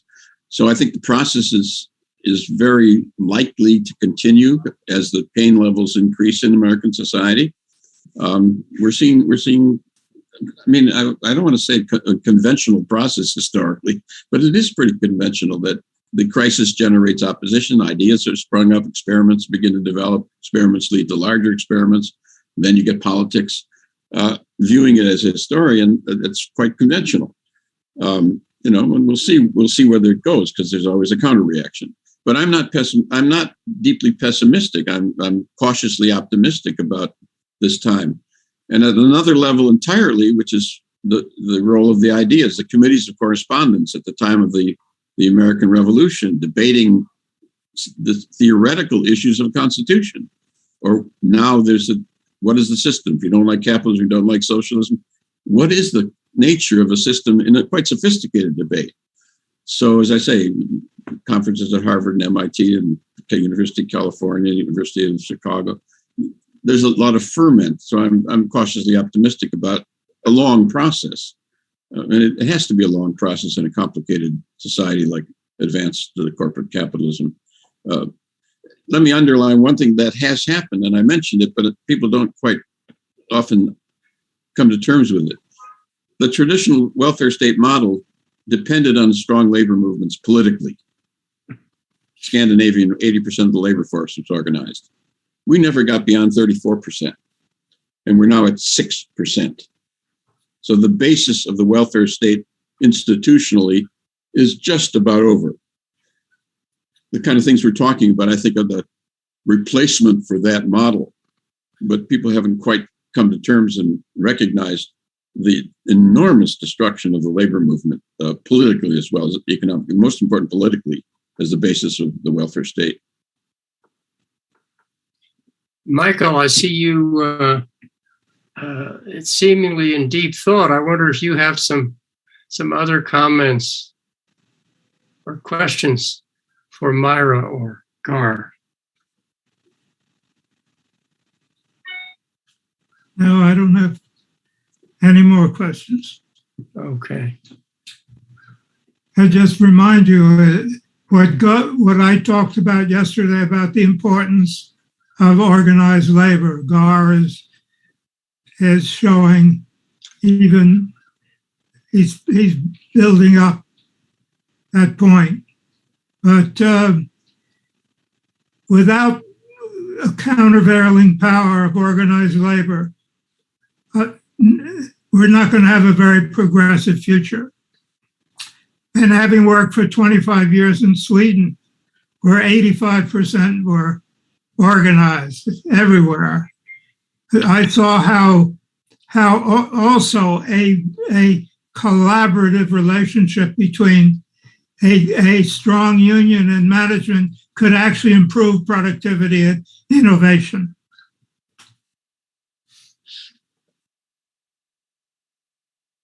You know, this part of the conversation concerns me a bit. I would say a great deal. I just don't know, since we're already down to 6% going with Gar's figures. How does the nation, because I have been looking at the things we have refused to face as a part of our existential crisis. And when I look back at the 13 colonies, I recognize the nobles that came, the second sons of the first sons. First sons having, as first sons do, they get all the land and the title and the money, and the second sons, wait. And in this case, this is what we saw. The second sons coming. They had land grants. They came, they settled. They couldn't do anything with the land alone, so they had indentured and then enslaved peoples. We start the history with this inequity, with this untenable, unsustainable, unmanageable, something we can't maintain. And we've never addressed it. And now we have what we call the lovely 1%, which we know is 1/10. We have of that 1% are the oligarchs, and the others are those that protect the oligarchs, all the systems that protect them and their money across the globe. And in the United States, we need to reconcile what was then the split between the working class and the nobles. And while we did form a new country, we really didn't. The system that the nobles were comfortable with is what the battle is still about. We cut off the head and we left the roots of the system in place. We have the schism around property. We have the schisms around, we can't even, using anything that has the word common, let alone almost wellness. Be well. It's a muddle. So how do we resolve when we don't have organized labor anymore? How do we resolve this? I think that issue hasn't not even been posed, and I think it's right on target.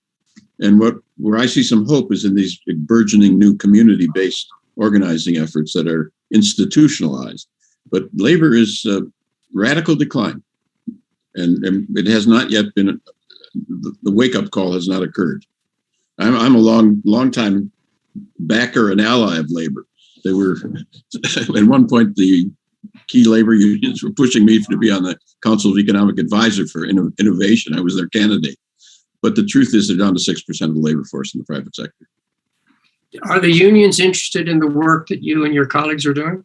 There's some interest, we dialogue with a number of them, and particularly state and local and regional as well as national. And I used to do a lot of time work with the labor unions, but we haven't. I'm just about finished. I've just finished a book on this subject.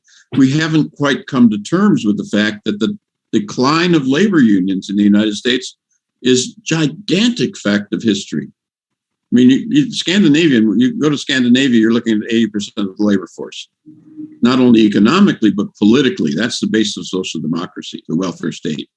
That's how you run it, because you got a powerful base in labor. That's political as well as economic.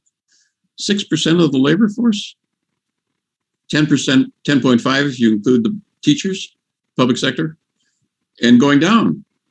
That's over. That game is over. The welfare state game is over in terms of institutional substructure. It is over. Donald Trump is what comes out of that model. So you either face that and start building other ways of going forward, And as much as we can do with labor union, I'm for that. I'm not against that. I think it's tragic, but I do think it's real. So I think new institutional structures from the bottom up that are more inclusive in community, and so we're seeing that sort of burgeoning and building. But labor unions have been, it's very easy to. One last comment. Don't trust me if I say that, but one last comment. You're living in a continental system, 3,000 miles across. We're not Denmark. Denmark is Bernie Sanders' model, a little tiny country. In this country, the corporations can move out anytime they run into labor union trouble. They go someplace else. And it's very easy to divide and conquer along racial lines as well. And so we have an extremely weak labor union force, much to my regret. But it's a fact. Scale matters and race matter. Your focus on community suggests that AFSCME would be interested. AFSCME? AFSCME, the American Federation of State, yes. County, and Municipal Workers. Oh, yes, indeed. We've had some good alliances with AFSCME, and also with local government officials as well. Yes, you're absolutely right.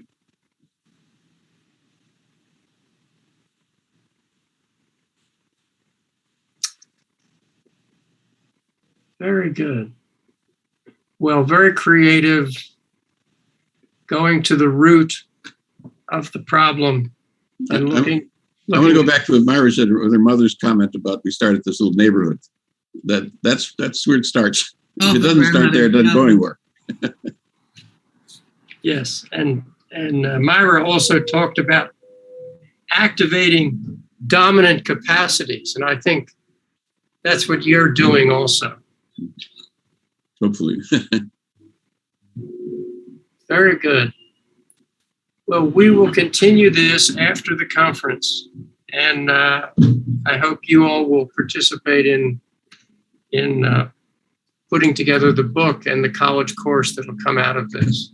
There's much to do. So thank you all very much, Myra and Gar. Thank you, Richard, and everyone. Thank you. Thanks a lot.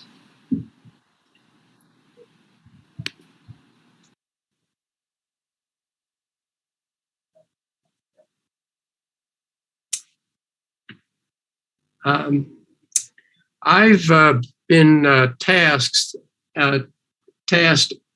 for trying to summarize the conference, and a task that I couldn't do very fully as the conference was going forward, because in fact, with the exception of two papers, I hadn't heard any of these presentations prior to the conference. But I will try to do, I'll try to put an effort into that in bringing forth some ideas that I have and what would like to contribute. And rather than introduce myself, which would be not appropriate, I'd like to invite my colleague and friend and teacher, Michael Maccabee, to give a few words of introduction. I'm sure that those of us who have been listening here have gotten to know many of Richard's ideas and passions very well. However, I'm happy to describe more about him that you may not know. I mean, he's a clinical psychologist and a leadership consultant. He's worked on many projects in the United States and Europe, starting with me 45 years ago. I was on his PhD committee. Richard has also done a really major consultation to the senior military and civilian leadership of the U.S. Army Corps of Engineers for 15 years. I'm sorry Myra's not here because she talked about suing the Corps. I would think she and Richard might have something interesting to talk about. He wrote the course Learning Organization and Doctrine, and he taught a leadership course in the districts of the Corps around the U.S. for the leadership of the Corps. He's consulted with public, private, international organizations, the United States, Sweden, Ireland.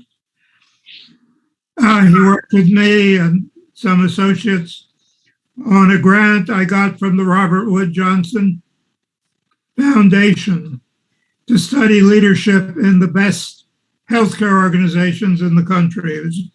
His research was the basis of the 2013 book published by Josie Bass, Transforming Healthcare Leadership, a Systems Guide to Improve Quality, Lower Cost, and Improve Population Health. It's authored by me, Cliff and Jane, Norman, and Richard. He's on the board of the Lincoln Group of DC and co-leads Lincoln Study Group. But he, as we've seen here, Richard is an intellectual entrepreneur. He has really supported what this conference, I think, what this conference really has focused on, which is empowering citizens to improve the country in many ways, of understanding the challenges. He's brought us inspiring visionaries to learn from. It's tremendous work. He's done it. He's done this practically single-handedly, and it's only the start of spreading these ideas. Richard? Thank you, Michael. It's been an honor over these 50 years to work with you and to learn from you and to share so much with you as a friend. And thank you very much, very much. Let me just say that, yes, I'm going to speak to our American home and our independence. We have had presentations from 24 visionary and active citizen presenters over these 5 days. And I want to thank them all for their hard work, their willingness to participate, and their contributions that are stimulating. And I'm sure, along with other people, I've learned a great deal. I will try to bring their ideas briefly into my presentation to show the connections and interdependency of all our concerns. I say briefly because time did not allow, at this point, a fuller exploration of their presentations for today, as I heard them for the first time myself over these past 5 days, with the exception of 2 presentations. And the presentations of Myra Jackson and Gar Alperovitz, who spoke in the past few hours, unfortunately cannot be so quickly incorporated, and I apologize for that, but they have been extremely moving and creative, and I will work to incorporate them more fully in the period ahead. Especially for them, the fuller examination and inclusion of their work and that of all the other presenters will be part of the book that will come from this conference and the college course we will all work on together. While this conference has not created a complete vision for our country, we did not expect or intend such comprehensiveness. Many challenges we face as a society were not addressed. There is much work to do, more work to do, by many more citizens than the few of us who spoke over these 5 days. We hope to hear from many more citizens in future conferences on these unaddressed challenges, and please feel free to contact us. Part of the challenge that I address today is the media's absorption on the disunity of America, which is an irrefutable reality. In Professor Lessig's conception, this is an addiction, purposely created to keep us captive to the media's feeding us this bad brain food. As addicts, we are led to avoid our interdependence as citizens and as members of the human community globally. The ideal future that might begin to address that is to recognize that America is the home of the American people, all of our fellow citizens. We are interdependent for our survival. As citizens, we can begin to realize that ideal future by working in our communities, as Gar and Myra have been emphasizing, in our schools and colleges, in our places of worship, in our families, and in our own hearts and minds. The Declaration of Independence and the Constitution defined the founding purpose and values for our country. However, these national charters contain tragic compromises. White supremacy and the legal system of enslaving millions of African Americans contradicted the vision of freedom and equal rights for everyone. The expropriation of Native Americans' land, the genocidal war on them and their removal to reservations contradicted the declaration to the world that this would be a wholly new kind of society, a democracy of the people, as the Constitution says. Through civil war, constitutional amendments, and mass movements, Americans have been extending the founding vision to more citizens and continually perfecting this vision of a democratic society of freedom and equality.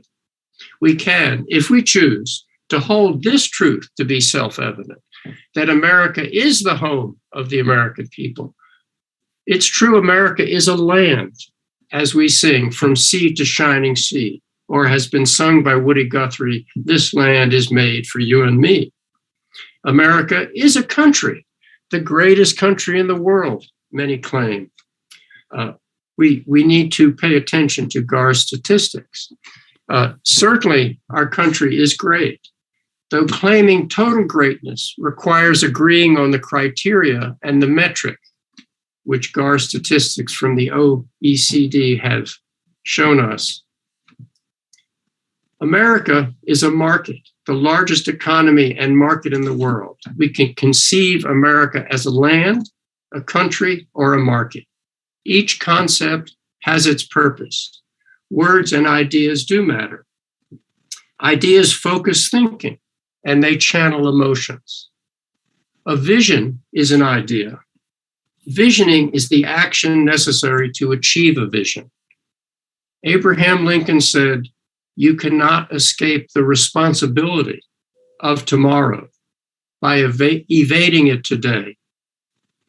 And the best way to predict the future is to create it.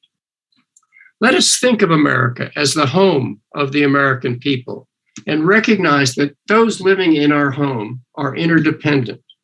Recall that after the 9/11 terrorist attack, we discovered the lack of interdependence of our various departments of government to fulfill the Constitution's requirement to provide for the common defense. We integrated 22 departments and agencies to establish the Department of Homeland Security. Some countries call themselves the fatherland, others the motherland. As non-united colonies, we separated from a father-dominated Britain. Many American colonists before the Revolution called King George III our father. As a revolutionary new kind of society in which citizens were declared equal if they were white, we rejected this parental transference of emotion and allegiance, although some still like to call George Washington the father of our country. We are not a fatherland or a motherland. We are a homeland. America is not only the home of the brave, as we sing. America, as the home of all Americans, refocuses our thinking about our country, refocuses our emotions of devotion and love for our country and each other, and can help us see our ideal future with new eyes. as Myra was telling us, we often don't understand what we see because we don't have the proper reference. America, as the home of the American people, requires continually building a democratic, small d, culture of interdependent responsibility for all Americans' well-being. There are forces that emphasize our disunity, but these hide our interdependence. Before the COVID and racial injustice pandemics, we have suffered decades of partisan conflict. Challenges facing our nation are viewed through a partisan and tribal filter. Both parties and most politicians seem to be carriers of this disunity virus, infecting our body politic. Citizens need to vision an interdependent ideal future, surviving in our interconnected world of technology, trade, finance, travel, warfare, climate change, and amid pandemics of viruses, profound economic inequality, and racial injustice requires recognizing our human and structural interdependencies. More than the consent of the governed that is in our founding documents, the future of our country requires visioning of active citizens to make a better America. The founders wanted their progeny to continually make a more perfect union. We are their progeny. There is a developmental logic from dependence to independence to interdependence. The Declaration of Independence was a call for action to dissolve our colonial dependence on British domination, which the colonists awoke to see as a tyranny. The colonists in their towns and villages and a few larger cities and on their farms increasingly felt rejected by their king, who they called the father, and treated as less than equals, as British citizens. They became active in collecting donations for the citizens of Boston, who were the most dominated of the British colonial subjects. Bostonians felt the iron grip of British military occupation before other cities. The colonists raised funds, materials, and weapons for the new colonial army. They policed their neighbors, identifying friends and enemies, as many of their neighbors were still loyal to the king.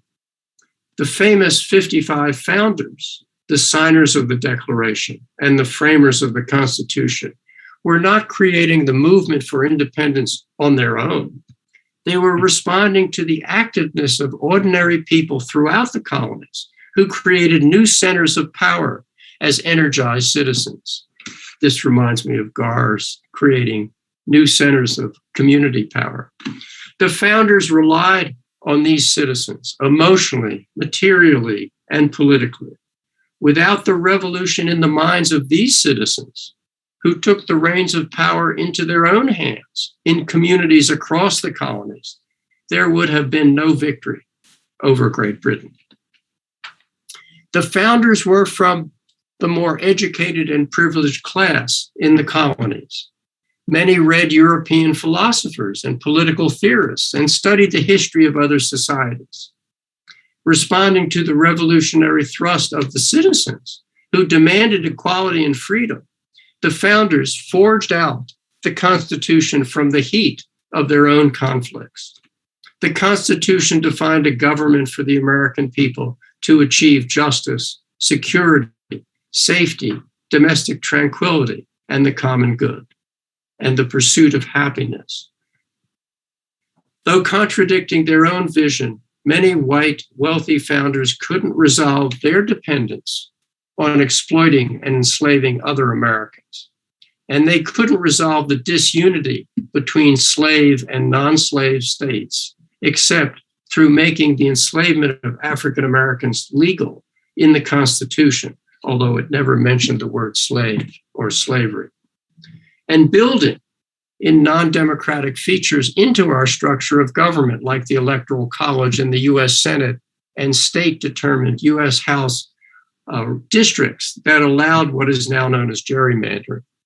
Nevertheless, the founders defined unalienable rights to life, liberty, and the pursuit of happiness.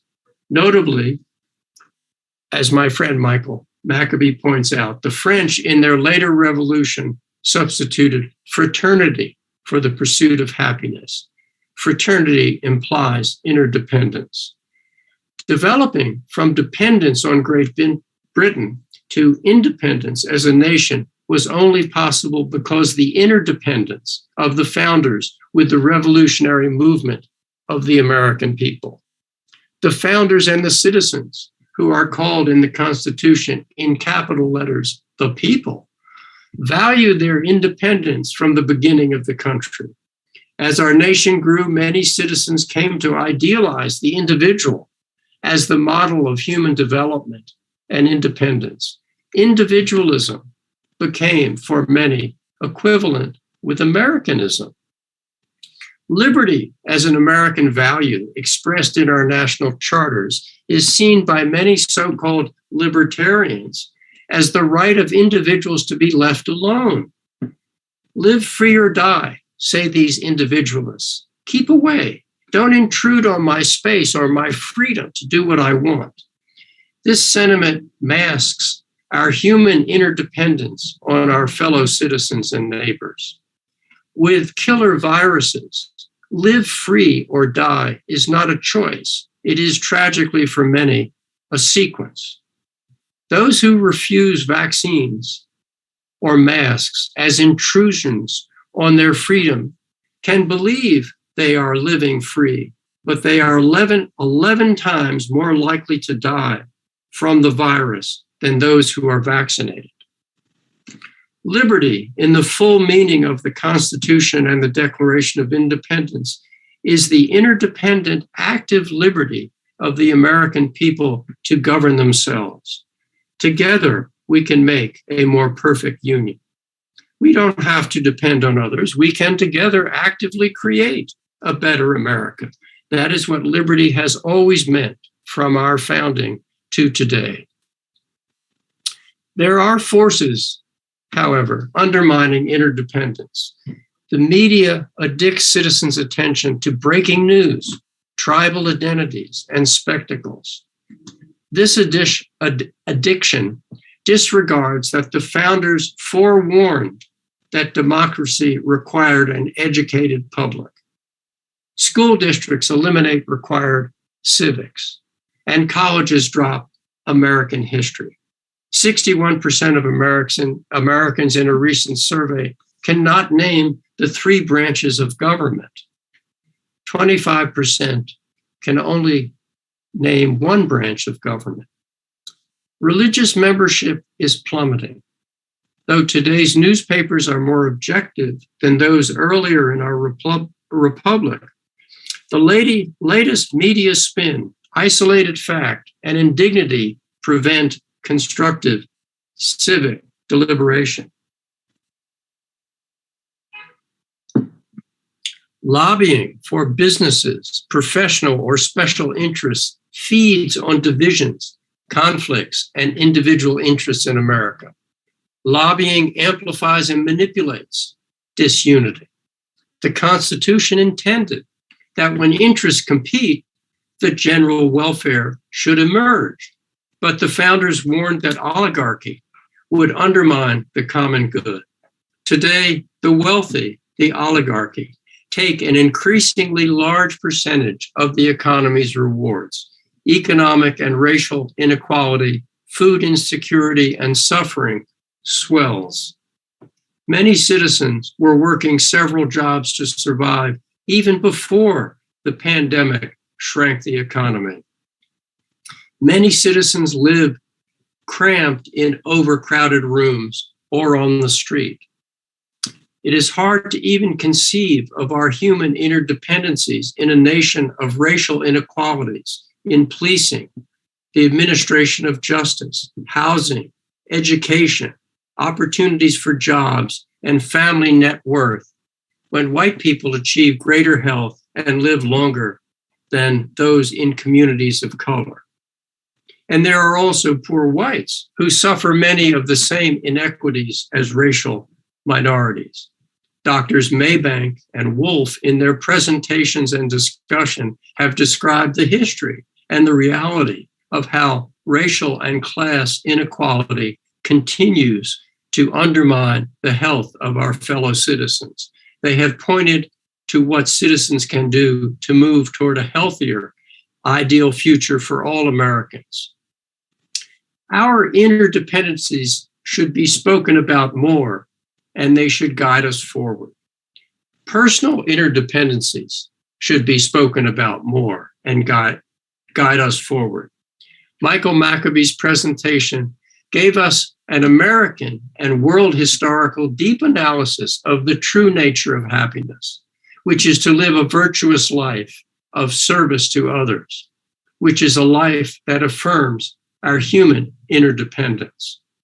One does not have to be a psychologist to understand that happiness comes largely from meaningful relationships in family, friendship, intimate relationships, neighborhoods, the nation, the world, spiritual communities, and work.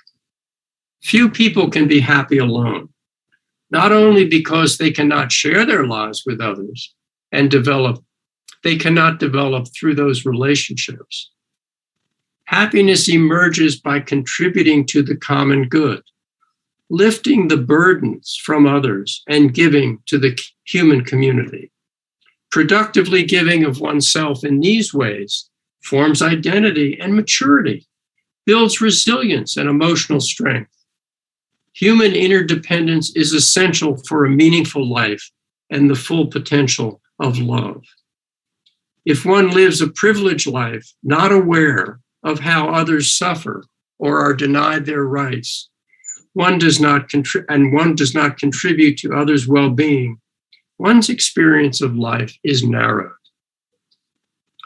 Awareness of our human interdependence with others opens the world for us and educates our hearts.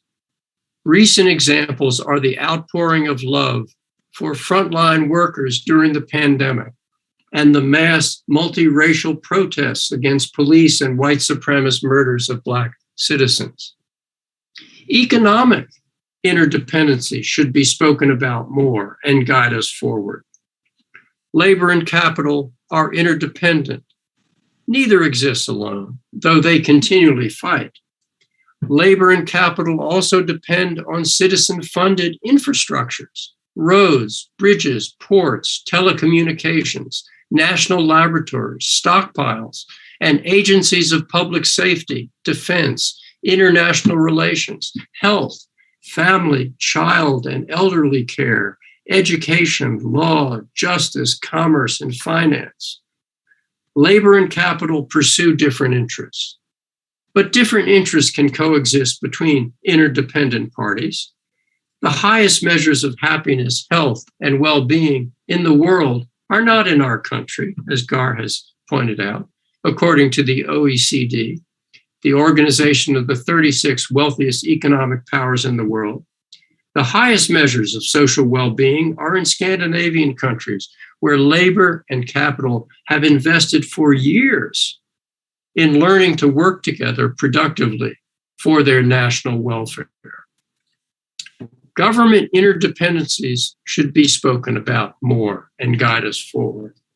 Pandemics show the interdependency of different levels of government. Lacking foresight and systems thinking, some states delay taking protective measures or even block them. Perhaps those states have governors who want to assert states' rights independence as they appeal to leave me alone libertarians.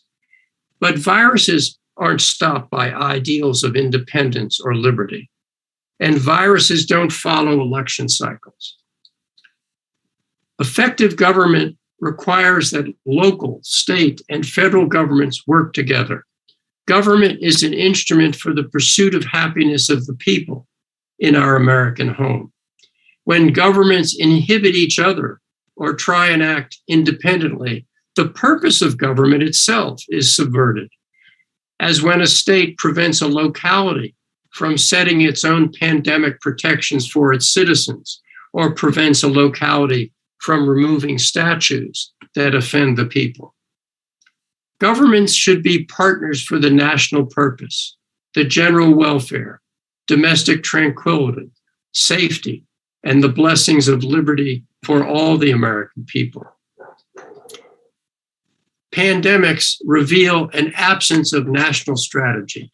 Without collaborative interdependence of governments and departments, sicknesses increase and the general welfare diminishes.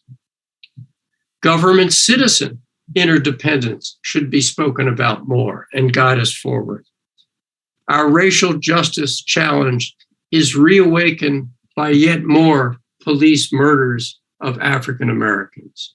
Redesigning public safety requires trust, shared work, and planning between citizens, government, and police. As Drs. Maybank and Wolf have shown in their presentation, structural racism produces reduced health care outcomes for African Americans and other people of color. This systemic inequality shows the interdependence of laws, attitudes, and health. As bioethicist Asogi K. Abasogi writes, pandemics have a political economy behind them. Educator Stan Litow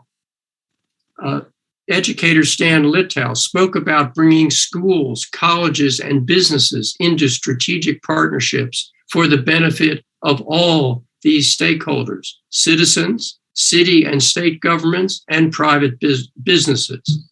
AFT President, American Federation of Teachers President, Randy Weingarten, spoke about bringing muscle to uniting teachers, parents, students, and different levels of government for the shared purpose of educating the rising generation.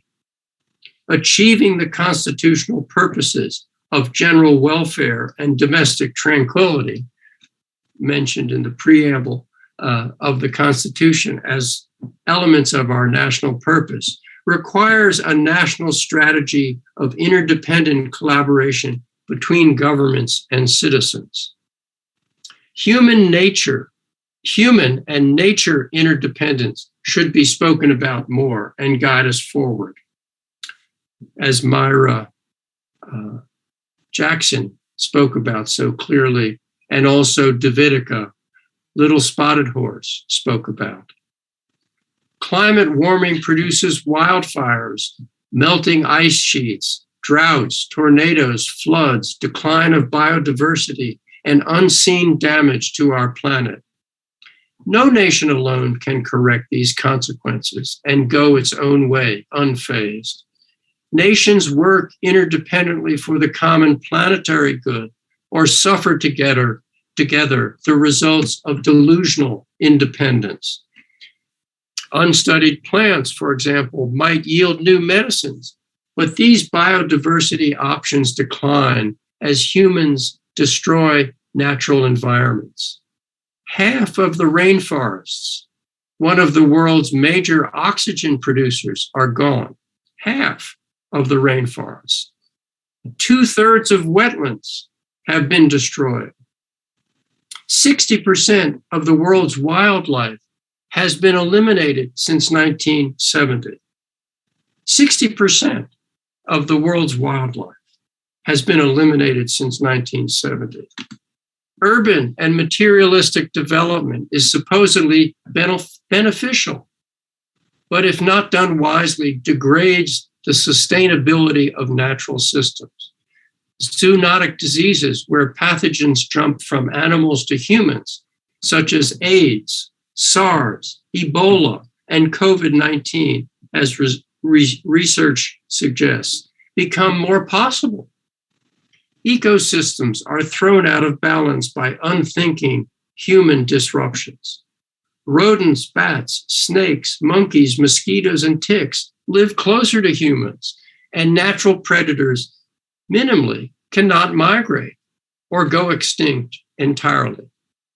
One country reacting to a crisis cannot address international ecosystem disruptions. Experts with knowledge of systems call for a One Health strategy encompassing the whole system of human, animal, environmental interdependency. Nations' interdependency should be spoken about more and guide us forward. Nations are interdependent with both allies and enemies. Nations assert their apparent independence at their peril.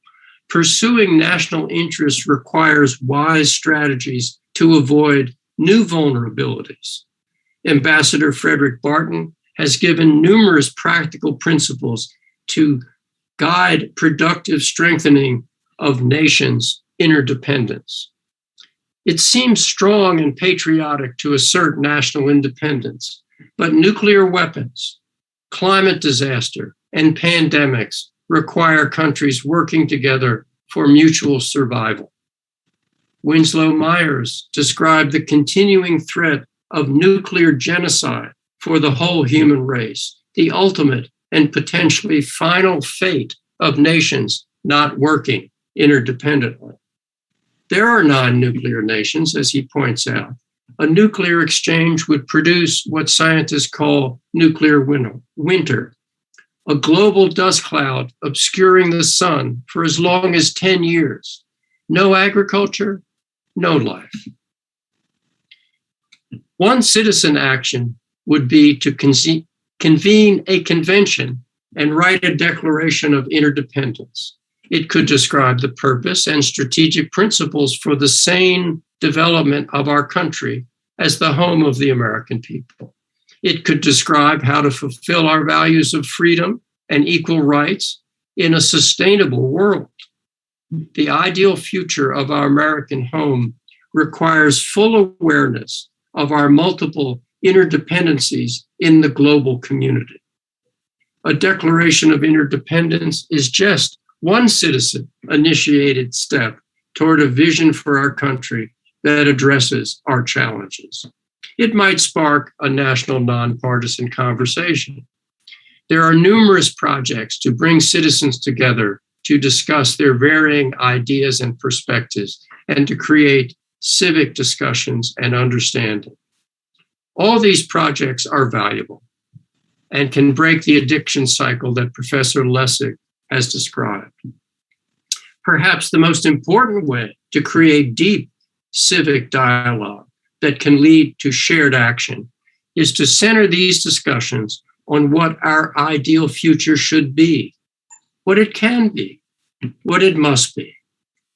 Once there is a shared vision, then designing new policies, structures, and practices to move to that ideal future becomes clearer. Starting with shared vision could lead to the many political perfections for our democracy that Professor Thor Hogan and Professor Lessig described. A shared vision of our democracy would require what Celina Stewart described as the full and unfettered participation of all citizens to voting as an expression of their American liberty for self-government. A shared democratic vision, small d, would require the rejuvenated public service that Professor Kendrick Stewart and President Tom Ross of the Volcker Alliance outlined based on their ideas of how to engage students in a life of public service. Such a national nonpartisan declaration and conversation would build on the insights of Professor Robbie Perry and Hila Hanif about the nature of being American and what it requires of us humanly. Such a visionary conversation would be grounded in the deep spiritual compassion that matriarch Davidica Little Spotted Horse described of the profound interdependence of nature, capital N, as Myra points out, and all peoples expressed in the Lakota view of life. Such spiritual grounding was also expressed in Dr. Georgette Bennett's embracing care of those forced into being refugees from their countries. her person-to-person diplomacy to reduce interreligious hatreds, and her pointing to how a country dedicated to be the beacon of hope to the world can realize its own vision to be a welcoming home for the dispossessed. To be a home for the American people, we need to perfect not only the structures of government and the underlying principles of our spiritual and human social fabric, we also have to redesign an essential element of our health and the health of our planet, the food, agriculture, and sustainability systems upon which life depends. Professor Sabine O'Hara has shown the nature, farming, citizen interdependencies, especially in her urban practices addressing food and nutrition education deserts in Washington, D.C.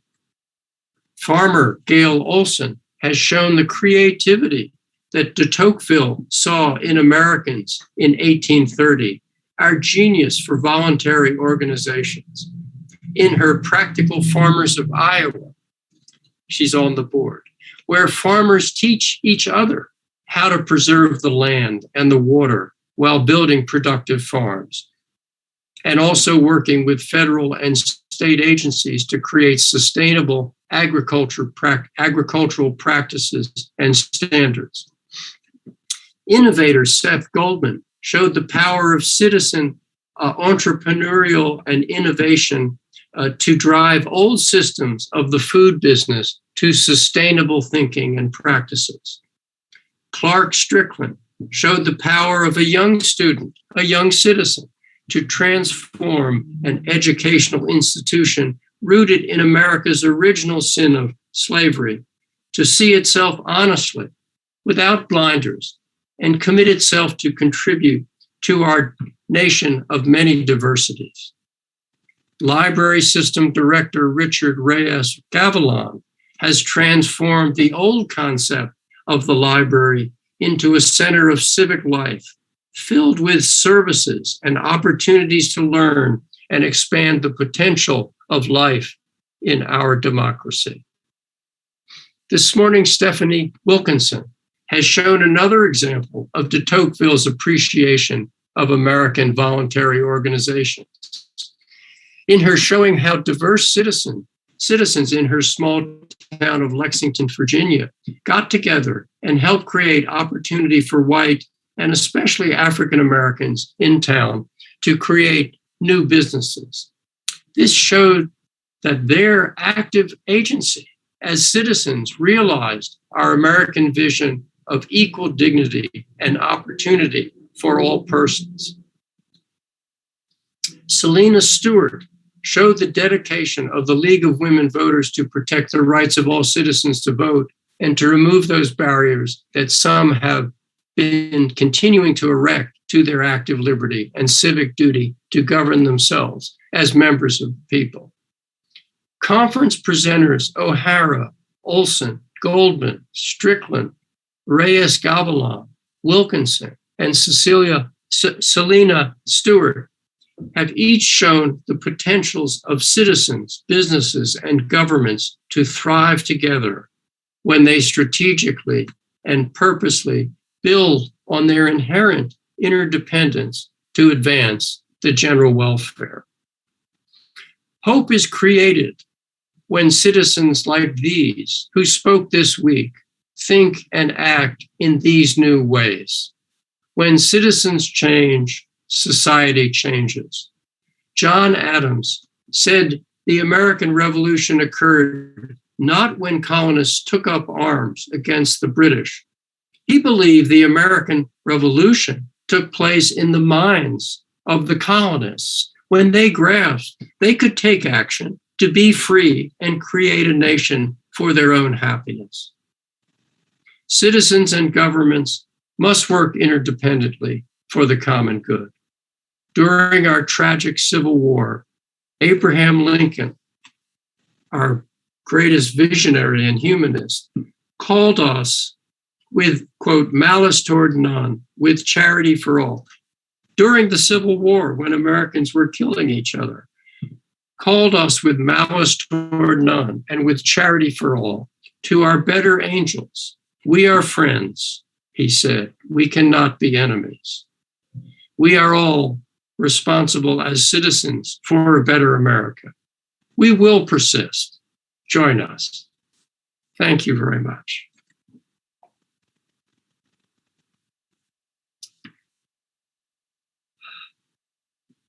And so it's 4:15.